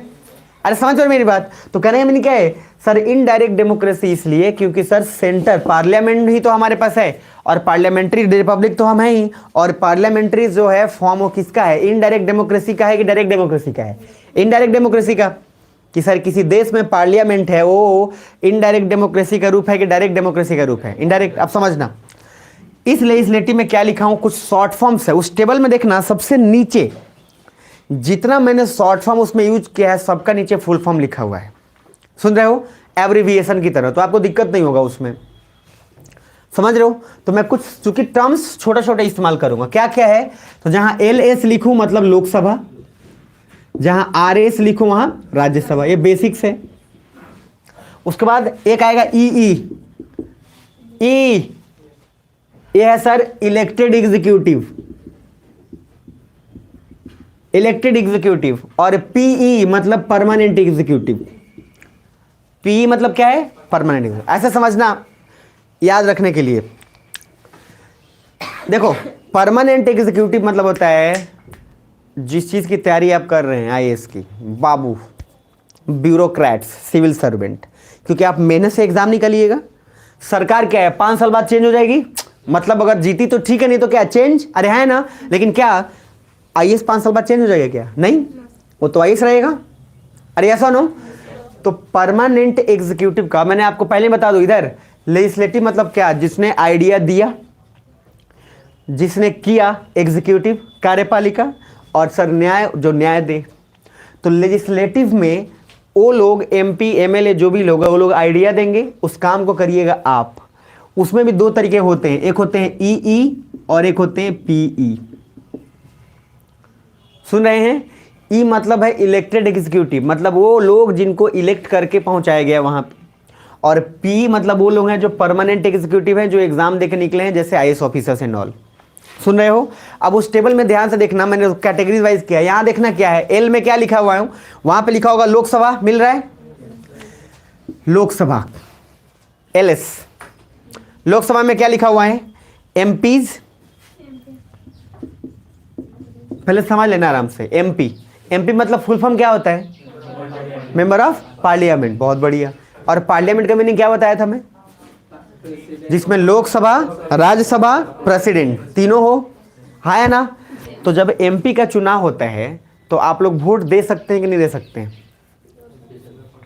MP को डायरेक्ट चुनते हैं हम लोग, जैसे कि MLA होता है वैसे ही क्या होता है? MP। फर्क क्या है MLA और MP में? एक स्टेट और एक क्या है? सेंटर। तो लोकसभा मैंने बोला है और सामने क्या है? सेंटर की स्टेट, सेंटर। तो सेंटर पे जिसका आप वोट देते हैं वो है MP। यहां तक पहले क्लियर है? इस वोट को जब देते हो तो डायरेक्टली वोट देते हो कि इनडायरेक्ट देते हो? Direct, indirect. तो ये हुआ डायरेक्ट इलेक्शन। मन में बोल दिया इंडिया, नहीं तो डायरेक्ट। कुछ भी चल रहा, चलो कोई बात नहीं, चलाओ, हमको क्या है। लोकसभा क्या है? MP है। अब ये डायरेक्ट इलेक्शन, क्योंकि हमने MP को खुद से जाके वोट दे दिया डायरेक्ट। यहां तक ठीक है? अरे है ना? इसमें ये, उसमें टेबल पे आप ध्यान दीजिएगा, बीच वाले में, उसमें आपको मिलेगा राज्यसभा। मिल रहा है? अरे है ना? तो बोलो। सर ऑलरेडी बोला सेंटर में तो दोनों चीजें हैं, यानी कि अगर हम इसमें से 2 टेबल बना ले तो एक हो गया लोकसभा, एक क्या हो गया? राज्यसभा। और दोनों केंद्र के लेवल पे है, यस और नो? ठीक है सर। लोकसभा में किसको चुनते हैं? एमपीज को। राज्यसभा में भी एमपीज को चुनते हैं, लेकिन दोनों में एक फर्क है। लोकसभा 5 साल के बाद चेंज हो जाएगा, लेकिन राज्यसभा परमानेंट हाउस होता है। मतलब राज्यसभा सर चेंज नहीं होगा, राज्यसभा कभी भी डिसॉल्व नहीं होगा। आगे आपको पढ़ाऊंगा कि राज्यसभा के जो एमपी होते हैं वो सर हटते नहीं, वो परमानेंट होते हैं, उनका रिटायरमेंट होता है, जिस तरीके से आईएएस ऑफिसर का होता है उस तरीके से। कुछ समझ में आ रहा है? और राज्यसभा के एमपी को चुनने का तरीका भी अलग अलग होता है। जैसे होता है, एक होता है लास। क्या होता है? लास, LASS, लास, खल्लास नहीं, लास। एल का मीनिंग है लिटरेचर, ए का मीनिंग है आर्ट्स, एस का मीनिंग है सोशल सर्विस और एस का मीनिंग है साइंस। मतलब ऐसे आदमी जिनका कोई लिटरेचर में बहुत बड़ा योगदान रहा हो, साहित्य में। एक वैसा आदमी जिसका आर्ट्स अलग अलग चीज़ों में बहुत ज़्यादा बड़ा योगदान रहा हो। एक ऐसा आदमी जिसका साइंस में बहुत ज़्यादा योगदान रहा हो, और एक ऐसा आदमी जिसका समाज सेवा में बहुत ज़्यादा योगदान रहा हो। उन लोग को डायरेक्ट अपॉइंट कर दिया जाता है राज्यसभा का एमपी। अरुण जेटली के नाम सुने आप लोग? कितने लोग सुने? हाथ खड़े करिए। अरुण जेटली साहब आज तक इलेक्शन नहीं जीते लाइफ में। मनमोहन सिंह आज तक लाइफ में इलेक्शन नहीं जीते। मेरी बात समझ में आ रही है? कभी भी नहीं जीते। बट फिर भी सर एक प्रधानमंत्री और एक वित्त मंत्री, जो बीत गया वो वित्त मंत्री। इधर देखिए, क्यों? क्योंकि उनको सर सबसे ज़्यादा नॉलेज इकोनॉमिक्स का था। इकोनॉमिक्स यानी कि अर्थशास्त्र में सबसे ज़्यादा ज्ञानी पुरुष है। तो ये कंडीशन है कि कोई आदमी किसी चीज़ का एक्सपर्ट हो तो उसको राज्यसभा का एमपी बनाया जा सकता है। जानकर आपको हैरानी होगी कि एक सर ऐसे आदमी राज्यसभा के एमपी बने, जस्टिस रंजन गोगोई, जो जज थे। उन पे एक औरत ने रेप का आरोप भी लगाया। उन्होंने अपना केस का डिसीजन खुद सुनाया और उनको फिर हटाकर आर्ट्स के चक्कर में राज्यसभा का एमपी बना दिया गया। ये इंडिया की खूबसूरती है। आपको पढ़ाऊंगा अभी, हैरान हो जाएंगे आप। मतलब खुद डिसीजन सुना है, खुद भी हुआ, और सर उसको आराम से आर्ट्स के बेसिस पे, क्योंकि बहुत नॉलेज है इनको, तो सर क्या बना देगा? राज्यसभा का एमपी।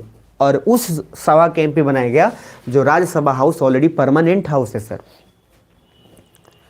जिनको पेंशन है, कोई टेंशन भी नहीं है। सुन रहे ध्यान से? अब इधर आइए। ये लास्ट के बेसिस पे, ये आगे डिटेल में आपको और बताऊंगा। फिर लास्ट बदल के हो जाएगा क्लास। खाली सी तो लगाना है, आप समझ रहे हैं? क्लास जानते हैं? क्लास एक ही भी क्लास होता है, एक क्लास भी होता है, अलग अलग होता है। फिर लोअर क्लास, मिडिल क्लास भी हो जाता है। तो क्लास का मीनिंग कोऑपरेटिव हो जाएगा, ये अलग लेवल पे चलेगा। तो सुनिए इधर, क्या बोर हो रहे हो क्या? प्लीज़ सुनना। अभी आप, मैंने बोला ना कि जितना आप जानते हैं ना पॉलिटी, आपको लगता है कि पॉलिटी सर सबसे बोरियत, आपको पता ही नहीं है सर। अभी सही इंसान से पढ़े नहीं हो आप। अब बुझा रहा है आपको? जिस दिन आप सही इंसान से पढ़ लीजिए और सही इंसान दिख रहा है आपको मतलब आपको नॉर्मली मैं बोल रहा हूँ, आपको ऑनेस्टली, मैं अपनी बड़ाई नहीं कर रहा, वैसे कर भी रहा हूँ, बट आपको फिर भी बता देता हूँ इंटरेस्टिंग है कि सर किसी सब्जेक्ट का अगर आप पहलू जान लोगे ना कैसे पढ़ना है। जैसे मैं बोला कि वराक ओबामा अपने बेटे बेटी को how to read a book के लिए डॉलरों में खर्च करके, लाखों करोड़ों में खर्च करके ट्रेनिंग करवाते थे।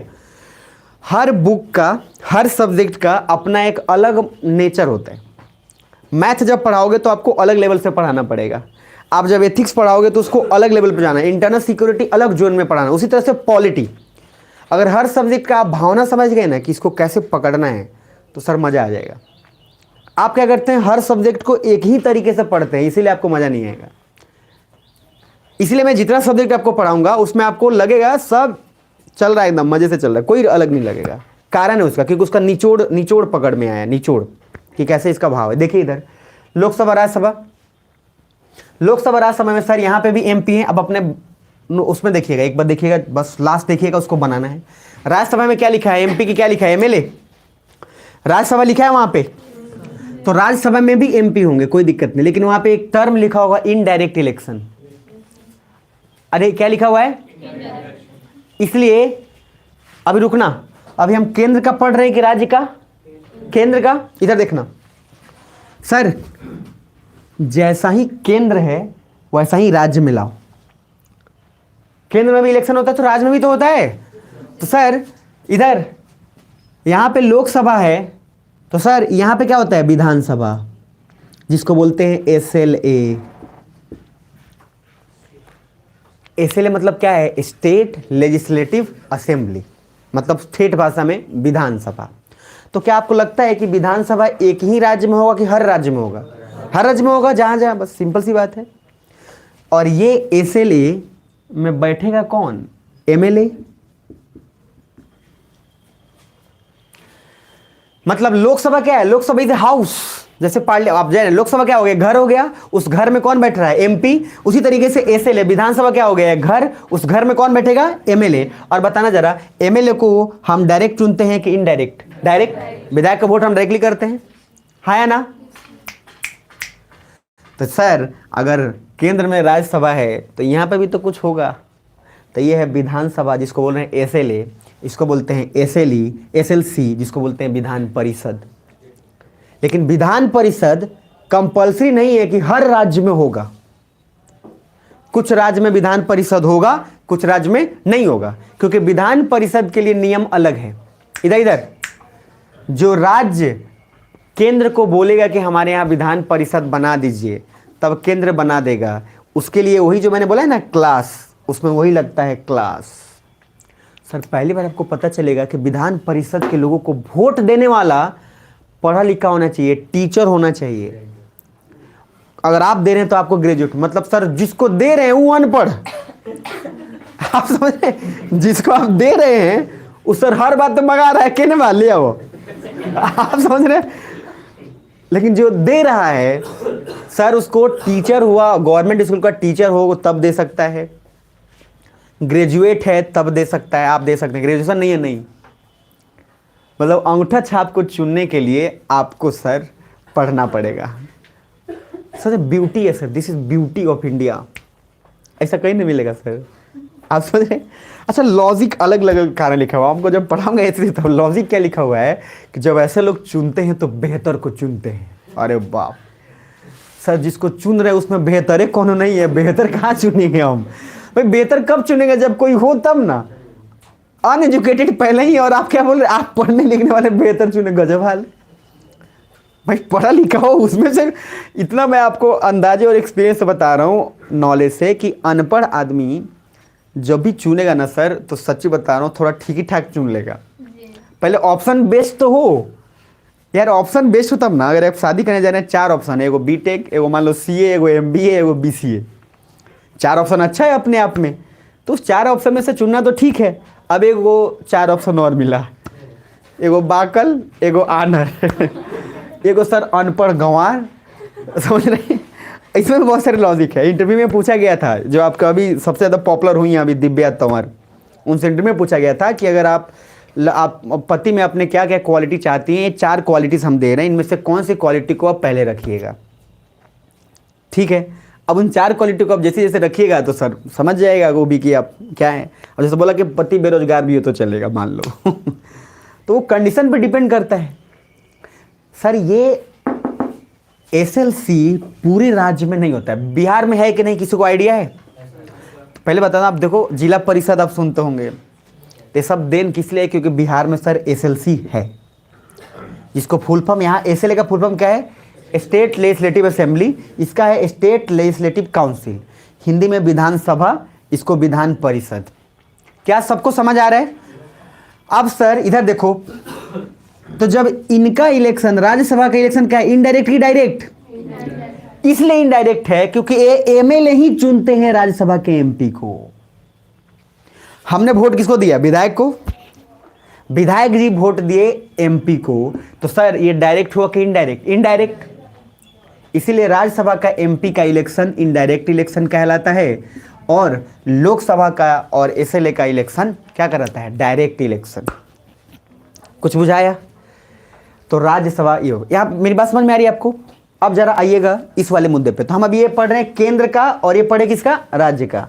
किसका पढ़े? इसमें लेजिस्लेटिव का। खाली अभी हम पढ़ रहे हैं विधायिका का, कार्यपालिका भी अलग है। लास्ट बार सुन लो इसको, मैं अभी एक बार और बताऊंगा। पहले आ जाओ नेक्स्ट, एग्जीक्यूटिव में आओ जल्दी से। अरे आए कि नहीं आए? आ गए। एग्जीक्यूटिव में भी 2 टेबल है, एक है इलेक्टेड एग्जीक्यूटिव और दूसरा है परमानेंट एग्जीक्यूटिव। क्या मेरी बात सुन रहे हैं आप लोग? अगर सुन रहे हैं तो जोर से रिस्पॉन्ड करो, मुझे समझ में आएगा। यस और नो? Yes sir. तो सर इलेक्टेड एग्जीक्यूटिव, दूसरा क्या है? Permanent executive. अब इलेक्टेड एग्जीक्यूटिव में उसमें कुछ पॉइंट लिखा हुआ, ध्यान से देखना इधर। सर COM लिखा है वहां पे,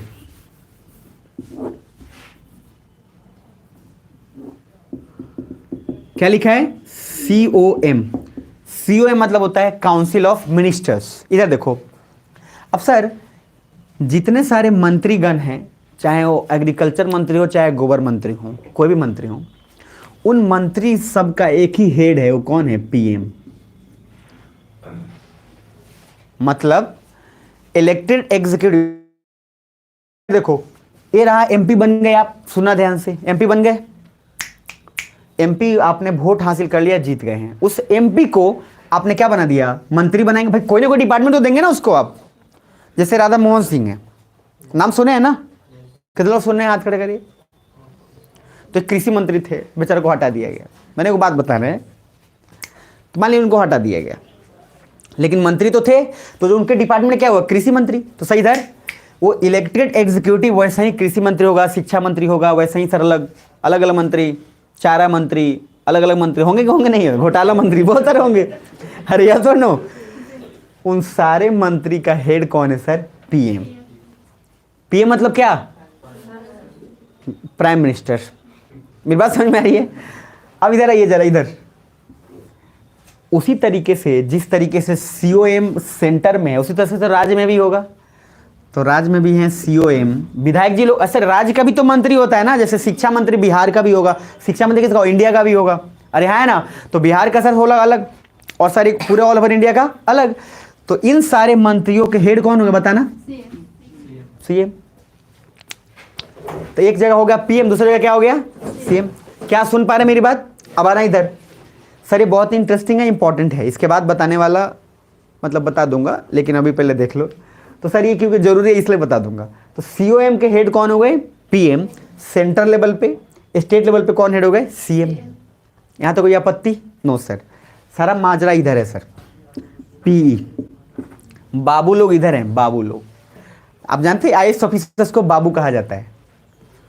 बाबू, नौकरशाह। बाबू नाम है, बाबू लाल नहीं है, बाबू है। छत्तीसगढ़ में जाएंगे, मैं बताया था ना, वहाँ पे सिर्फ बाबू नाम से बोला जाता है। कलेक्टर साहब नहीं, बाबू साहब। गांव में बाबू साहब किसको जाता है? थोड़ा सा जनरल कास्ट को, जो ऊपर जो एलिट क्लास है उनको, जमींदार। बाबू साहब सुनिए ने, जनरली राजपूत को अगर ठेठ भाषा में सही बोला जाता हो, बाबू साहब सुनिए। बाबू साहब क्या है? लालटेन लेके घूम रहे हैं, कुछ है नहीं। इधर सर सिगरेट धूक रहे हैं। हरियाणा में जाएगा अलग लेवल का कांड मिलेगा सर। बाप बेटा सब पकड़ के एकदम लंबा पाइप लिया हुआ है, यहाँ धूक रहा है, वहाँ निकल रहा है। सब वैसे ही सर, अलग कल्चर है। और अपने आप को देखे पीछे लिखा हुआ है जाट, जैसे यहाँ लिखा रहता है राजपूत, ब्राह्मण। अजीब हाल है सर। इंडियन कोई नहीं लिखवाया हुआ है। गजब स्कार्सिटी है, भूमिहार, ये फलना ढिंगाना, कोई पीछे इंडियन लिखवाया हुआ नहीं है। अच्छा वो इतना ऑकवर्ड लगता है बाय गॉड, मतलब जो लिखवाया है ना और जो पीछे पढ़ रहा है एकदम गजब लगता है। मतलब ये अपना आइडेंटिटी बताने के लिए, मतलब आपका उसको आइडेंटिटी क्राइसिस है सर, बहुत बड़ा। उसको कोई पहचान ही नहीं रहा है, आप समझ रहे हैं? उसको आइडेंटिटी क्राइसिस, इसलिए वो किसी न किसी तरह से आपको पहचानने की कोशिश कर रहा है। पी में आइए सर, परमानेंट एग्जीक्यूटिव टेबल में थोड़ा ध्यान दीजिएगा। दो चीज उसमें होगा जो इंपॉर्टेंट है समझना। पी में सर एक तरफ नीचे देखिएगा, ये आपके काम का है। इधर है सिविल सर्वेंट लिखा हुआ है, वही सर जो अपन लोग तैयारी कर रहे हैं। इन सब का सर सिविल सर्वेंट में सबसे हाईएस्ट जो होता है वो होता है कैबिनेट सेक्रेटरी, जो मैं बार बार बोलता हूँ कि मज़ा इसी में है। और आप लोग लकी हैं, वही बोला कि 22-24 साल तक बन जाते हैं तो सर कोई रोकने वाला नहीं है, और आप लोग के पास पूरा पूर्ण मौका है। आईएएस बनने का मज़ा भी तभी है जब आप 22, 24, 25 तक बन जाता। नहीं तो सर बुढ़ापा में बनिएगा, गाड़ी के ऊपर खोलेगा, अरे बंद कर, ठंडा लग जाएगा। नहीं सर गाड़ी का जो होता नहीं है अरे गाड़ी का क्या बोलते हैं उसको, सॉरी हाँ सनरूफ। तो इंडिया में तो क्या सनरूफ गाड़ी में पॉसिबल नहीं है।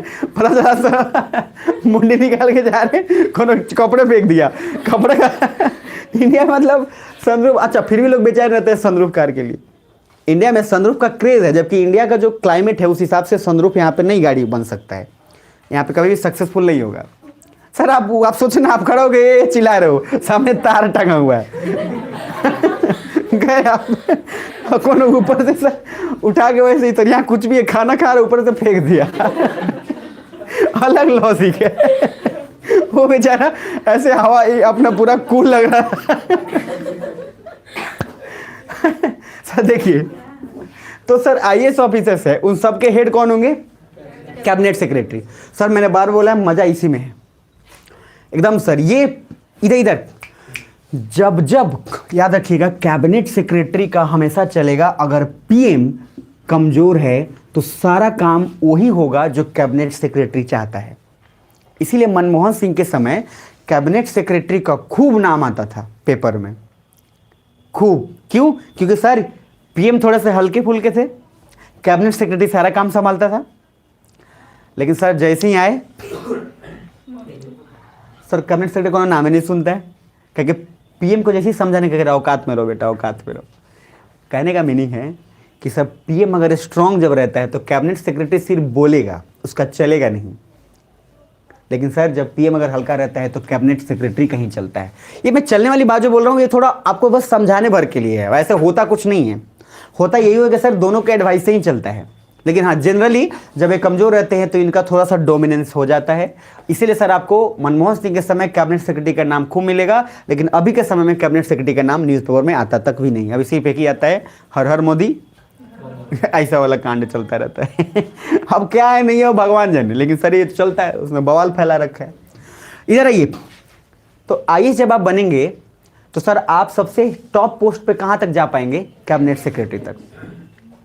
और कैबिनेट सेक्रेटरी सिर्फ आंख, मुंह, कान, नाक सब कुछ है सर पूरे देश का, पीएम का नहीं, पूरे देश का। क्योंकि कैबिनेट सेक्रेटरी ने एक बार बोला कि इस बार शिक्षा पॉलिसी में चेंज होगा। तो आप आईएएस हैं तो आपको मानना पड़ेगा। तो डीएम का जो टसन होता है वो औकाती तक होता है। इसीलिए हर डीएम चाहता है कि बेटा हमको भी खुशनसीबी हो। कहाँ पहुँचे? कैबिनेट सेक्रेटरी तक। तो कम एज में बनिएगा तो फायदा है, 38 के एज में बनिएगा तो आपको पता है नाक दब के खिचड़ी खिला दिया जाएगा। उससे कुछ फायदा होने वाला चलिए नहीं चाहिए, सॉरी। अब यहाँ देखिए, यहाँ पे भी एग्जाम होगा जैसे बीपीएससी के एग्जाम होता है। अरे होता है ना, देखिए तो बीपीएससी के एग्जाम में होता है, तो बीपीएससी के भी कोई हेड होगा, वो भी तो ऊपर तक जाएगा। बताइए उसमें क्या लिखा हुआ है? चीफ सेक्रेटरी लिखा हुआ है। अरे देखो तो सही। तो सर आपको स्टेट में लिखा होगा सिविल सर्वेंट और उसका हेड कौन है? Chief secretary. तो आप बीपीएससी के एग्जाम क्वालिफाई करके जाते हैं तो सबसे टॉप मोस्ट पोजीशन जो मिलेगा क्या मिलेगा? Chief secretary. लेकिन सर ये आप सिर्फ राज्य में हैं, ये कहाँ है सर? केंद्र में। तो ये जो बोलेगा उस सारे चीफ सेक्रेटरी को फॉलो करना पड़ेगा, एवरीवन। पहले सुन रहे हैं? तो मजा किधर है? इधर ही है सर। तो जोड़ लगा लीजिए, आप एकदम यंग है, कम एज में हो, एकदम फर्स्ट ईयर में हो। इसीलिए मैं हमेशा मेरा आप देखो वो इंटायर फोकस फर्स्ट ईयर वाले पे रहता है, फर्स्ट सेकंड ईयर वाले पे। क्योंकि थर्ड ईयर वाले के बाद सर वो अलग अलग नशे में गया हुआ है वो। अगर उसका थोड़ा भी एनर्जी और पॉजिटिव बचा हुआ है तो सर वो बन जाएगा। इसीलिए आमतौर पर अब जाकर प्रेफरेंस भी दिया जा रहा है कि जो बहुत 20 से 25 साल और first year, second year, third year तक जो भी जस्ट आया है, वो कम एज वाले को आप आईएएस ऑफिसर भी आप ज़्यादा देखने को मिलेगा। समझे? उसका बहुत सारा कारण है। क्योंकि सर जब आदमी 30-35 साल में आईएएस बनता है तो चेंज को बहुत जल्दी एक्सेप्ट नहीं करेगा। अरे पापा को बोले पापा ये करते, बोले तू कर, क्योंकि अब उनकी लाइफ हो गई है। अब वो बस चाहते हैं कि बस अपना हो जाए, अपना खान पान चले, ठीक है, बाकी बेटा को जो करना है करे। समझ पा रहे हैं? तो ये जो चीज़ है ना वो कंफर्ट जोन में निकल जाए। इसलिए 30-35 साल में आईएएस बनेगा कोई तो बहुत टफ हो जाएगा उसके लिए, क्योंकि हर बार चेंज करना पड़ेगा अपने आप को, जो पॉसिबल नहीं। इसलिए सिस्टम चाहती है कि ज़्यादा बूढ़े को लाओ ही मत, यंग को रखो। इसीलिए सर अग्निवीर लाया गया। क्या 17.5 से सर उठाया जाएगा और 23 तक आपको बस सोचो, क्योंकि सारे जो आपके हैं यंग एज उनको सर समझ रहे हो। और 17.5 से 23 के बीच में उठाने का और भी कारण है, क्योंकि इसी एज में बच्चे इधर उधर भटकते हैं। अरे बुझा रहे हैं? 12th के बाद पैटर्न चेंज हो जाता है और बच्चे बिगड़ते हैं। उसी समय धोप दिया, क्या दिमाग में आ गया 17.5 में अग्निवीर में जाना है, एक पॉजिटिव रिस्पॉन्स मिल जाएगा युवाओं को। मैं इंटरनल सिक्योरिटी पढ़ा रहा था आपको, तो क्या बोला, यूथ जो है भटका हुआ। अब 17.5 में कोई ये सोचेगा कि मुझे अगर आर्मी में जाना है तो कम से कम एक थॉट तो दिमाग में आ गया, तो सर उसको बदलाव करना बहुत डिफिकल्ट हो जाएगा। इधर देखिए, अब सर हम ये केंद्र पे दे राज्य पे, इधर देख लो सर, सेंटर, स्टेट, लोकल पे ना क्या लिखा हुआ है देखना जरा। लोकल में क्या लिखा हुआ है? Direct democracy. सुन रहे हो? बहुत बढ़िया। और सर उसके बगल में क्या लिखा हुआ है, पंचायत लिखा हुआ है क्या? उसमें 3 चीज होगा, एक होगा रूरल, रूरल जिसको बोलते हैं गांव, उसके बाद क्या है बोलो, अर्बन। बहुत बढ़िया। अर्बन मतलब क्या, शहर। तो सर इधर देखिए, इधर प्लीज बस लास्ट इसको, बाकी और कल कराऊंगा। लोकल लेवल पे, लोकल लेवल पे क्या 2 चीज होगा ना, एक तो सर गांव भी होगा, शहर भी होगा, अरे है ना। अब उस अर्बन में जरा देखना, तो इसमें बीच में आना, जस्ट अर्बन के नीचे जहां पे लोकल में मैंने लिखा है नीचे डिस्ट्रिक्ट, लोकल में नीचे क्या लिखा हुआ है, डिस्ट्रिक्ट। अरे दिख रहा है, और डिस्ट्रिक्ट नीचे क्या दिख रहा है, ब्लॉक। ब्लॉक, ब्लॉक से पहले क्या दिख रहा है, सब डिवीजन। तो सब डिवीजन, फिर ब्लॉक, और ब्लॉक के बाद फिर क्या दिख रहा है आपको, विलेज। तो जरा देखो, डिस्ट्रिक्ट में आपको जो मिल रहा है जिला परिषद मिल रहा है ना। तो जिला परिषद पूरे जिले में हेड होता है। अब आना जरा अर्बन में, शहर में, उसमें सर नगर पालिका का होता है इलेक्शन, म्यूनिसिपैलिटी का। लेकिन सर याद रखना, अलग अलग बात है। जब हम बोले म्यूनिसिपैलिटी मतलब छोटे शहर की बात कर रहा हूँ, जब उसका कुछ पॉपुलेशन और एरिया पर डिपेंड करता है। हर किसको नगर पालिका नहीं बोल देंगे। उसके नीचे देखो एक और वर्ड होगा, म्यूनिसिपैलिटी के नीचे देखो क्या लिखा हुआ है, म्यूनिसिपल काउंसिल। जो एरिया थोड़ा और बड़ा है उसको सर नगर पालिका, उसको परिषद का, नगर परिषद का उसको मिलता है। जो एरिया बहुत छोटा हो शहर में उसको क्या बोलेंगे, नगर पालिका, म्यूनिसिपैलिटी। जो एरिया उससे बड़ा हो उसको क्या बोलते हैं, नगर परिषद। और जो सबसे बड़ा और डेवलप्ड एरिया हो जैसे दिल्ली बॉम्बे, उसको क्या बोलेंगे, म्यूनिसिपल कॉरपोरेशन। तो आप बताओ, अभी मोतिहारी न्यूज़ में था, क्यों था, क्योंकि मोतिहारी को चेंज कर दिया गया है। मतलब वो पहले नगर पालिका था, नगर पालिका से चेंज करके नगर परिषद हुआ, और नगर परिषद से अब प्लानिंग है इसको कहाँ करने का, म्यूनिसिपल कॉरपोरेशन करने का। तो सर ये तीनों शब्द में ना एक जैसा नहीं होता है जो सुनने में लगता है। इसलिए दिल्ली में आप लोग जाएंगे तो दिल्ली में वहाँ पे 2 वर्ड यूज़ किया जाता है। इधर देखिए, दिल्ली ऐसे DMC, DMC, Delhi municipal corporation. Motihari में क्या वर्ड यूज होता है, मोतिहारी नगर परिषद। अब बॉम्बे में जाइएगा तो BMC, बॉम्बे म्यूनिसिपल कॉरपोरेशन। वहां पे हम बोल सकते हैं क्या, बॉम्बे म्यूनिसिपैलिटी? अरे बोल दोगे क्या, थप्पड़ मारेगा सर वैसे खामो का। कहने का लॉजिक है कि जब एरिया छोटा, उसके पीछे और भी प्रोटोकॉल्स होते हैं। एरिया के अलावा पॉपुलेशन भी उसमें और सारे होते हैं, बहुत सारी चीज़ होती हैं। लेकिन अभी के लिए आपको समझना है कि जो सबसे छोटा है उसको क्या बोलेंगे, नगर पालिका। जो उससे मीडियम यानी कि सबसे डेवलप भी है। आगे ये नेक्स्ट, अब वहां पे एक चीज देखिए जस्ट उसके ऊपर, उसके बाद हम आगे बढ़ेंगे, बाकी इसको कल कंटिन्यू करेंगे, पूरा का पूरा अभी नहीं बताएंगे। जैसे कि इधर देखो, बस एक पैटर्न सोच लो और टेबल को उसके बाद मैं बता दे रहा हूं, उसी तरह से आप एक टेबल को बनाने की कोशिश करना। इधर सबसे फर्स्ट पूरा का पूरा टेबल को ऐसे निहारो जैसे हम बोल रहे हैं, ऐसे महसूस करो। Sir legislative, executive, judiciary, centre, state, local, पहले समझ में आ गए। इस सेंटर लेवल पे इधर ऐसे सोचना, अगर केंद्र में है तो केंद्र का घर क्या हुआ, लोकसभा। रहेगा कौन इसमें, MP। चुनेंगे कौन, डायरेक्ट की इनडायरेक्ट, डायरेक्ट। अब आते हैं सर इलेक्टेड एग्जीक्यूटिव, मतलब कि ब्रह्मा विष्णु पे आ गए। एक वैसे लोग जिनमें इसी MP में से मिनिस्टर्स बना दिए गए। इन सारे मिनिस्टर्स का हेड कौन होगा, PM। अरे कौन, PM। सारे IAS ऑफिसर का हेड कौन है, कैबिनेट सेक्रेटरी। यहां तक क्लियर है, अरे है ना। सर जुडिशियरी में आओगे तो 3 ही चीज है, सेंटर में है सुप्रीम कोर्ट, स्टेट में है हाई कोर्ट, और नीचे है डिस्ट्रिक्ट कोर्ट। तो जुडिशियरी में ज्यादा पंगा नहीं है। अरे कुछ बुझा रहा है, एक टेबल में सर अभी रुक जाओ, अभी पूरा बोले ना, एक टेबल में पूरा जीवन का आनंद आ जाएगा आपको। अब उधर 3 पार्ट हो गया, सुप्रीम कोर्ट, हाई कोर्ट और कौन, डिस्ट्रिक्ट कोर्ट। अब डिस्ट्रिक्ट कोर्ट में अलग अलग है, फिर लोक अदालत, लोक पंचायत, तो फलना ढेगा ना, बट है तो डिस्ट्रिक्ट लेवल पे ना, बात खत्म है। उसके अंदर जब जुडिशियरी पढ़ाऊंगा वहां पे आ जाएगा। अब इधर देख लो, तो सर ऐसे देखना, कैसे देखो, एक घर है जिस घर में कुछ लोग रहते हैं, मेरे हाथ पे ध्यान देना। एक घर जिसका नाम लोकसभा है, उस घर में कुछ MP रहते हैं, उन सारे MPs का हेड एक ही है, कौन, प्राइम मिनिस्टर्स। सुन रहे हो। उसी तरीके से एक घर है, उस घर में बहुत सारे IAS ऑफिसर्स हैं, उन सारे IAS का हेड कौन है, कैबिनेट सेक्रेटरी। ठीक है जी।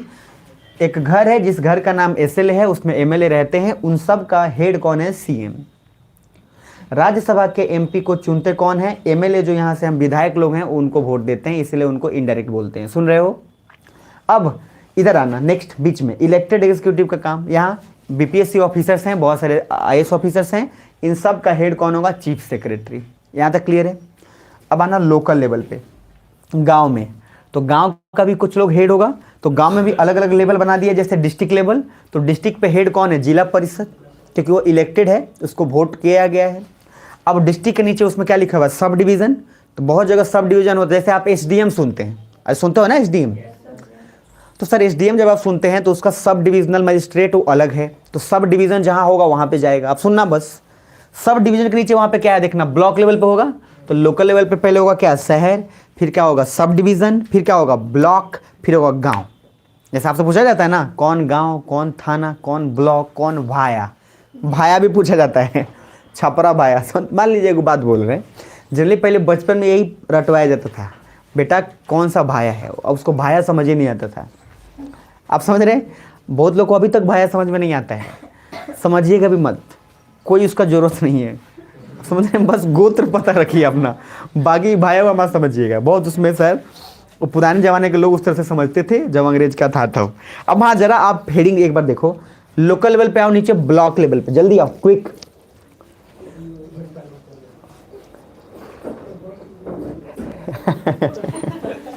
ब्लॉक लेवल पे आ गए? अरे हाँ ना तो बोलो, इसको और बताऊंगा ऐसे। मतलब ब्लॉक लेवल पे देखो कौन हेड है? पंचायत समिति, और सर नीचे विलेज ग्राम सभा दिख रहा है। तो ग्राम सभा का जो उसमें देखो, उसका ग्राम सभा होगा तो वार्ड होगा, और उन सब का हेड होगा सरपंच। सरपंच मतलब है मुखिया। जैसे बहुत जगह सरपंच, जैसे हरियाणा वगैरह में जाएंगे तो वहाँ पे आपको बोला जाता है अलग अलग, वहाँ पे आप सरपंच बोला जाएगा, चाहे प्रधान बोला जाएगा। पंचायत देखे हैं, उसमें क्या बोलता है? प्रधान। तो जो मुखिया जी हैं उनको प्रधान बोला जाता है, प्रधान जी। और ये हैं उप प्रधान, मोटू राम। मेरी बात समझ में आ रही है? तो कहने का लॉजिक ये है, प्रधान बोलिए चाहे सरपंच बोलिए, हमारे यहाँ सरपंच का एक अलग लॉजिक चलता है, लेकिन पूरे मतलब सरपंच का मीनिंग भी मुखिया होता है, प्रधान का मीनिंग भी मुखिया होता है। एक क्वेश्चन पूछा था इसी में से, जो बहुत बार पूछा है, हर बार पूछता है। ब्लॉक लेवल पे मैं हेड अगर बोल रहा हूं तो ब्लॉक लेवल पे हेड कौन है? पंचायत समिति। उसी पंचायत समिति में से बहुत लोग जीतेंगे जिसका हेड बनेगा प्रमुख। अरे जो प्रमुख जानते हैं ना आप लोग, प्रमुख जानते ही होंगे। तो प्रमुख सर उसमें से क्या होता है? उसलिए आप देखेंगे कि सर उस समय जैसे मान लीजिए 10 है, तो 10 पंचायत समिति है, तो जिसमें से 6 आदमी जिस किसी को फेवर कर दिया वो जीत जाएगा।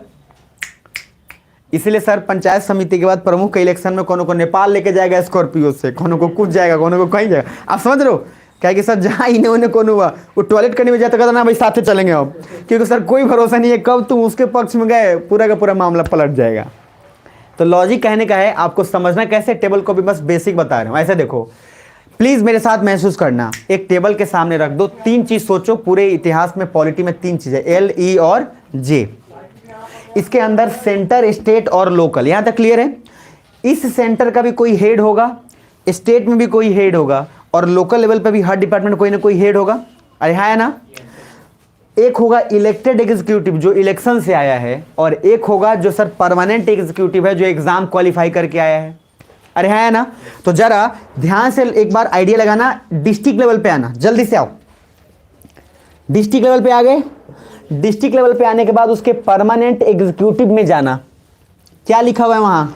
डीएम प्लस एस भी लिखा हुआ है। अरे हाँ है ना? तो sir DM plus SP district level पे रहता ही रहता है। अब जस्ट उसके नीचे आओ, सब डिवीजन। एसडीएम वही होगा जहां पे सर, जहां पे सब डिवीजन होगा। जहां सब डिवीजन नहीं होगा वह एसडीएम क्यों होगा फालतू में? नीचे आइए जरा। ब्लॉक लेवल पे कौन होगा? पंचायत समिति। और सर इसी पंचायत समिति काउंसिल इन सब का हेड होता है जो आपको प्रमुख जिसको बोलते हैं। नीचे आना विलेज। विलेज में सर कौन सा है? घर क्या है? ग्राम सभा। सर वार्ड होते हैं, गांव में वार्ड होगा ना सर। उसके बाद सर आओ, ग्राम पंचायत का हेड कौन होगा? सरपंच। और एक तरफ है वार्ड का हेड पर्सन कौन होगा? चेयरपर्सन। अब उसके बाद सर इंटरेस्टिंग बात यह है कि सभी के लिए फिर तहसीलदार, फिर सेक्शन ऑफिसर फिर अलग होंगे। इधर तो आपको जजमेंट में कोई क्लियर ही नहीं है, सुप्रीम कोर्ट, हाई कोर्ट और डिस्ट्रिक्ट कोर्ट। जानते हैं सच्चाई बात? आपसे क्वेश्चन क्या पूछा है देखिए, क्या बोला गया कि वोट देने के लिए कम से कम 18+ आप होने चाहिए। इसी को एडल्ट फ्रेंचाइजी बोलते हैं कि 18 या 18+ के लोग ही वोट दे सकते हैं। ठीक है जी। अब तो विचार विमर्श इस बात पर भी चल रहा है कि 15 साल तक के लोगों को वोट देने के अलाउ है। अभी विचार विमर्श चल रहा है, अभी फाइनलाइज हुआ नहीं है भाई। क्योंकि सर 15 साल में कोई आदमी अगर बहुत ज़्यादा आजकल, क्योंकि बहुत एडवांस हाइब्रिड बच्चे पैदा हो रहे हैं, मेरी बात समझ में आ रही है? गजब, मतलब जिनका क्राइम के बारे में सब कुछ पता है। और वो सर उसका भी रोल ऑफ किसका है? Media and social media. बहुत सारे बच्चे role of media, social media के कारण बहुत सारी चीज़ें बहुत जल्दी जान जा रहे हैं, जो पहले बहुत लोगों को टाइम लगता था। ये अच्छा भी है, बुरा भी है, आपका नजरिया है, बट ये अच्छा भी है। जैसे किसी मूवी में मान लीजिए आपको गन के बारे में पता है, एक बच्चे को, जो बच्चा अभी जस्ट 13 साल का है, 12 साल का है, गन के बारे में सारा पता है, क्योंकि थैंक्स टू द गेम खेला, वो जानता है कि ये MI है, AK-47 है, ये है, स्नाइपर है, ये सब कुछ है। मेरी बात समझ में आ रही है? अब उसको पता है, तो उसको पता है, तो कभी लड़ाई अगर होगा कौन आएगा बंदूक लेके, तो सर उसको पता है। एक मूवी उस पर आया भी था, पता नहीं कौन सा मूवी था, कोई था शायद मूवी। अब इधर देखना, तो सर यहां पे मैं आपको सिर्फ एक ही बात लॉजिक समझा रहा हूं कि जब तीनों को समझोगे तो दो चीज होगा, हर घर का हेड होगा, और हेड होगा तो सर इधर 18+ है, लेकिन गांव के मेंबर को लड़ने के लिए, जैसे देखो MP को लड़ना है इलेक्शन या MLA को, तो कम से कम 21+ होना चाहिए। मतलब इलेक्शन लड़ने के लिए आपको कितने साल होने चाहिए? लगभग 21+। गांव के लोगों को पहले ही सर MLA या MP खुद ही हैं। क्यों? क्योंकि गांव के लोगों को, वो सारे सबको उस चीज का हक है जो 21 साल में किसी को हक होता है। मतलब कि गांव में अगर आप लड़ना चाहते हैं, अगर आप 18+ हैं, तो खुद उस गांव के और सब कुछ प्रधान, मुखिया सब हैं आप। वहां नीचे एक पॉइंट देखिए लास्ट, बस उसके बाद मैं कल बताऊंगा। नीचे देखिए क्या लिखा हुआ है, एक चीज वहां लिखा होगा, ध्यान से देखना, लेजिस्लेचर लिखा हुआ है, नीचे सबसे नीचे देखना, उसके नीचे एग्जीक्यूटिव लिखा है, लागू करता है, फिर उसके बाद आपको वो चीज लिखा है। एक पॉइंट उसमें शायद कट गया, आप लोग को लग रहा है नहीं लिखा हुआ, मैं भेज दूंगा उसको तब अलग से।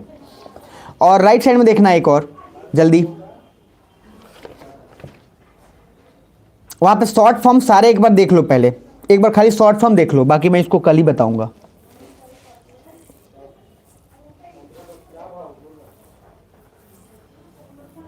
अच्छा, उसमें किसी को वीडियो मिल रहा है? वीडियो, जिसको वीडियो मिल रहा है देखो तो कहां मिल रहा है उसमें? वीडियो का फुल फॉर्म पता है? Block development officer. तो सर कहां मिलेगा? पंचायत समिति में ढूंढूंगा, ब्लॉक पे घूमोगे। और वीडियो कैसे बनेंगे? BPSC से कि UPSC से? BPSC से।